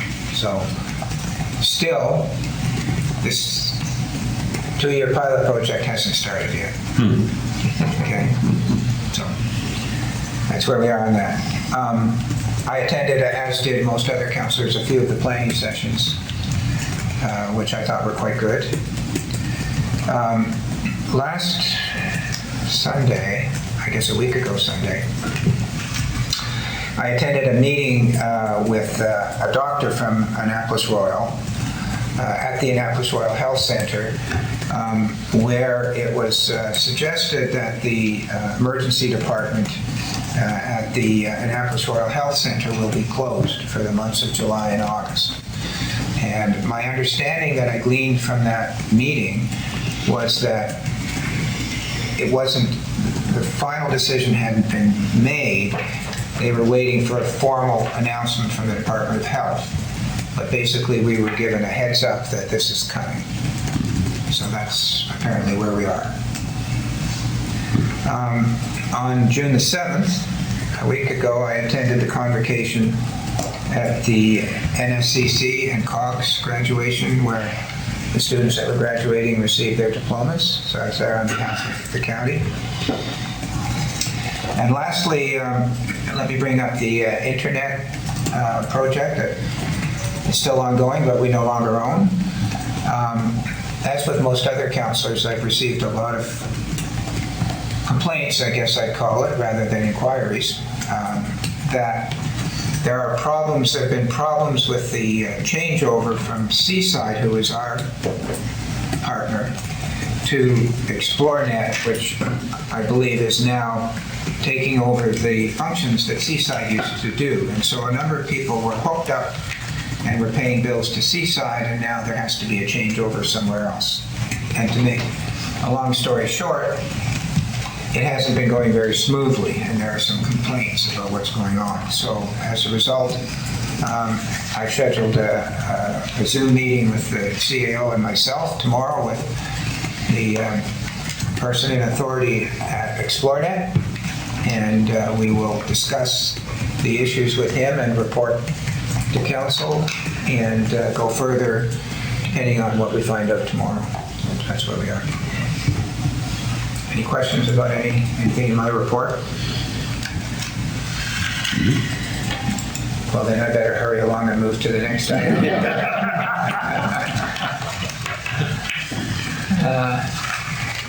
The Trans-County Transportation Society report. Councilor Cotw, in his usual way, has It's on page 87. Page 87. Are there any questions with respect to the report? Yeah, I do. Deputy Warden? Thank you. In the King's Transit report, we notice a big. You're not in the right one. I know that. Oh, okay. But Sorry. in the King's Transit report, I noticed that there's a very large influx in our gas bill, or diesel bill, call it what you like. But I don't notice that is affecting the Trans-Canada Transportation Society. Ours are all hybrids, they're running on water. Oh, is that right? No, Get a for the little public. steam Jenny there, dude. I'm joking. No, we did discuss it. It's an ongoing issue with all transportation vehicles and societies and so on. The price of gas or diesel continues to climb, and we're hoping it stabilizes. So that would be. So my follow-up question to that, sir, would be that are they rated different? Can they put their rates up according to the fuel? Can they charge a little more? Are we? Well, they're hoping, as those of us who were there at the get-together when we did the tour, their idea was, especially with the extra funding, they're hoping, if anything, to bring the rates down. But there's some very tough times at the moment as far as prices go for the gas or the diesel. One more question, Yes. if I may. Yeah. So there's been no follow-up with the government services, federals, to give any breaks on these organizations?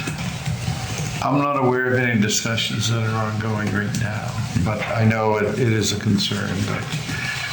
And there may well be talks going between different levels of government that I'm not aware of. We are, as I mentioned there, we don't meet in July or August, but our annual general meeting for TCTS as well as the monthly board meeting are going to be in September. One hopes that transportation costs don't go any higher in the foreseeable future. That would be my comment. Does that answer your question? I'm not sure if it does, but I take back my attempt at humor by saying we run on water. If I may, one more just follow-up question here. Is there anybody in these organizations that is contacting our federal member and our provincial member to what's the word I'm looking for, solicit some break on these from these organizations? My answer would be there probably are a couple that would do that. I'm just not aware of any ongoing talks at this time. They may well be occurring. Okay, thank you. That's all I need. Anything else on the TCTS report? Do we need to receive that for information? Move to receive for information. Second. I'll second that. Seconded by Councilor Cotw. Any discussion? Call for the motion. All those in favor say aye. Aye. Opposed? Motion's carried. Next item on the agenda is the Annapolis County Planning Advisory Committee Bridgetown LUB amendment application from CNH to amend the zoning. There's a fairly lengthy motion there, Deputy Warden, if you can get through that. I believe I have it here on page 88, sir. Put it on the record. Yes, sir.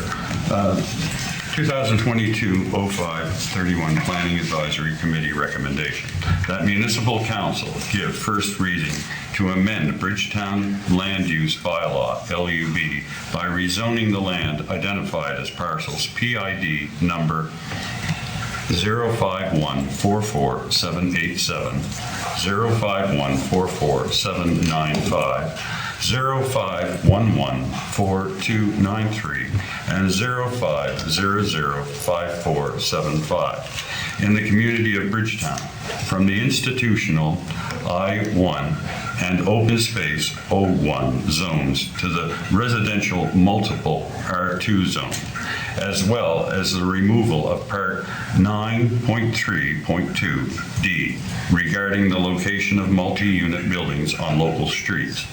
The aforementioned text and map amendments will permit the proposed redevelopment plan submitted by CMH for the former school to a multi-unit residential development consisting of 16 two-bedroom apartments and 3 single-unit residential dwellings, in accordance with the recommendation of the Planning Advisory Committee. Councillor Hudson seconds. Discussion? Seeing none, I'll call for the vote. All those in favor say aye and raise your hand. Aye. Opposed? Motion's carried. Thank you. Next is the King's Transit Authority report. That's before us. Are there any questions? Deputy Warden? Thank you. Page 90, and under the heading, second paragraph down, garage, they've been having to spend $1,000. Is there anything being done to rectify that situation? Oh, yes, they put out an RFP to hire somebody. To put the drainage, proper Yeah. drainage.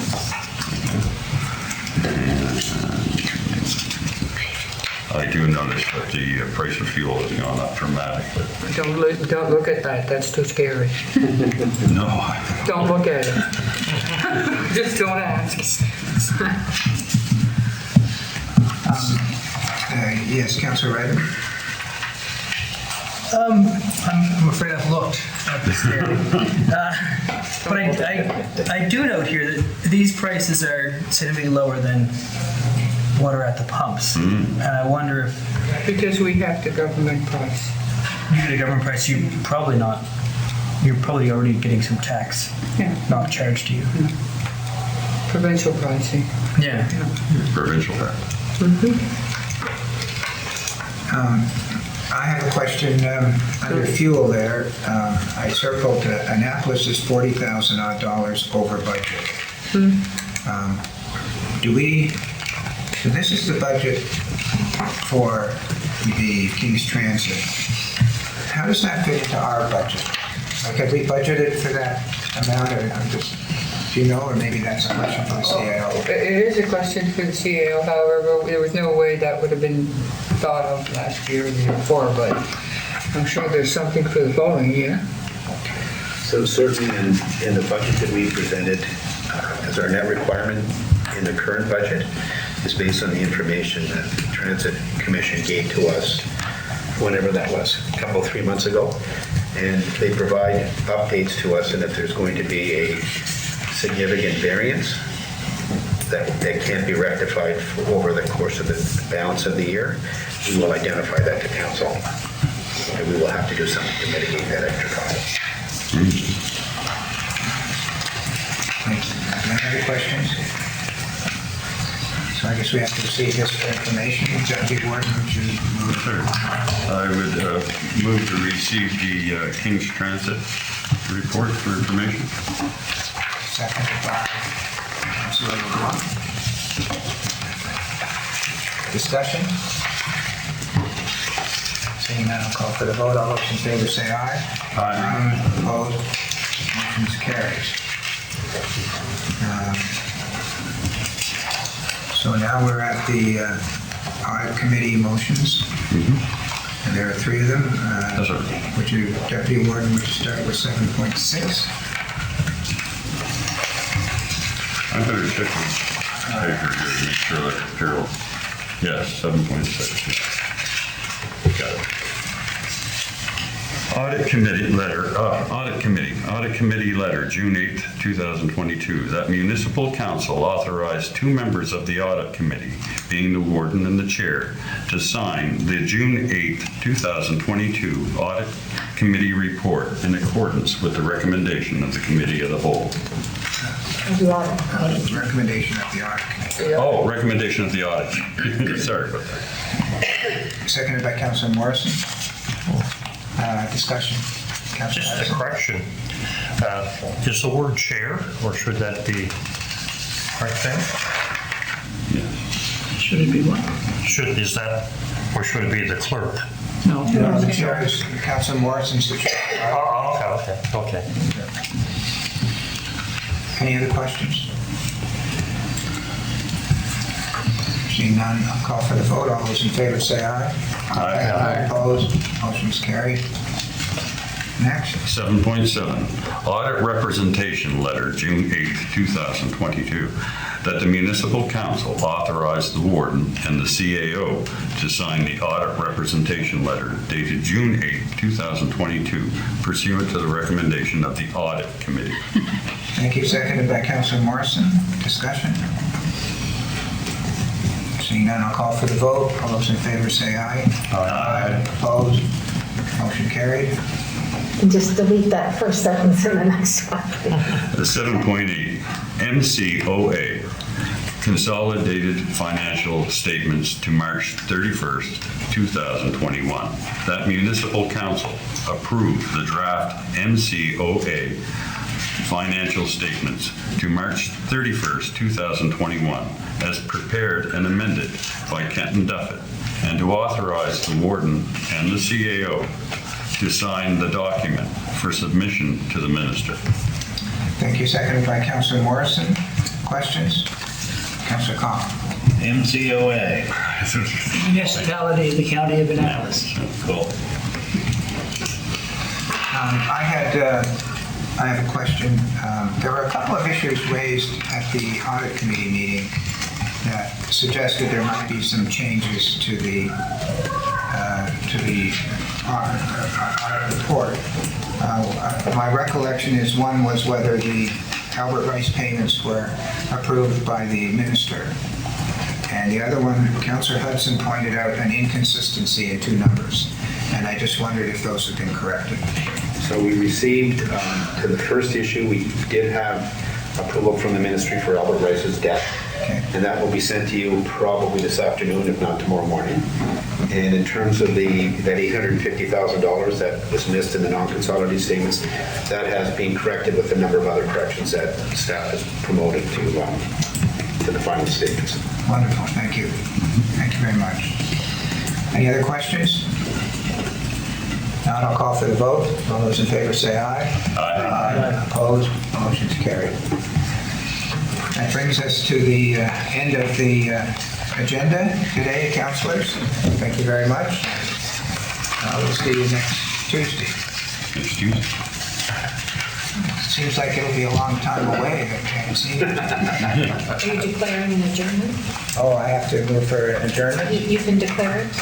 Oh, I'll declare meeting adjourned. Thank you very much.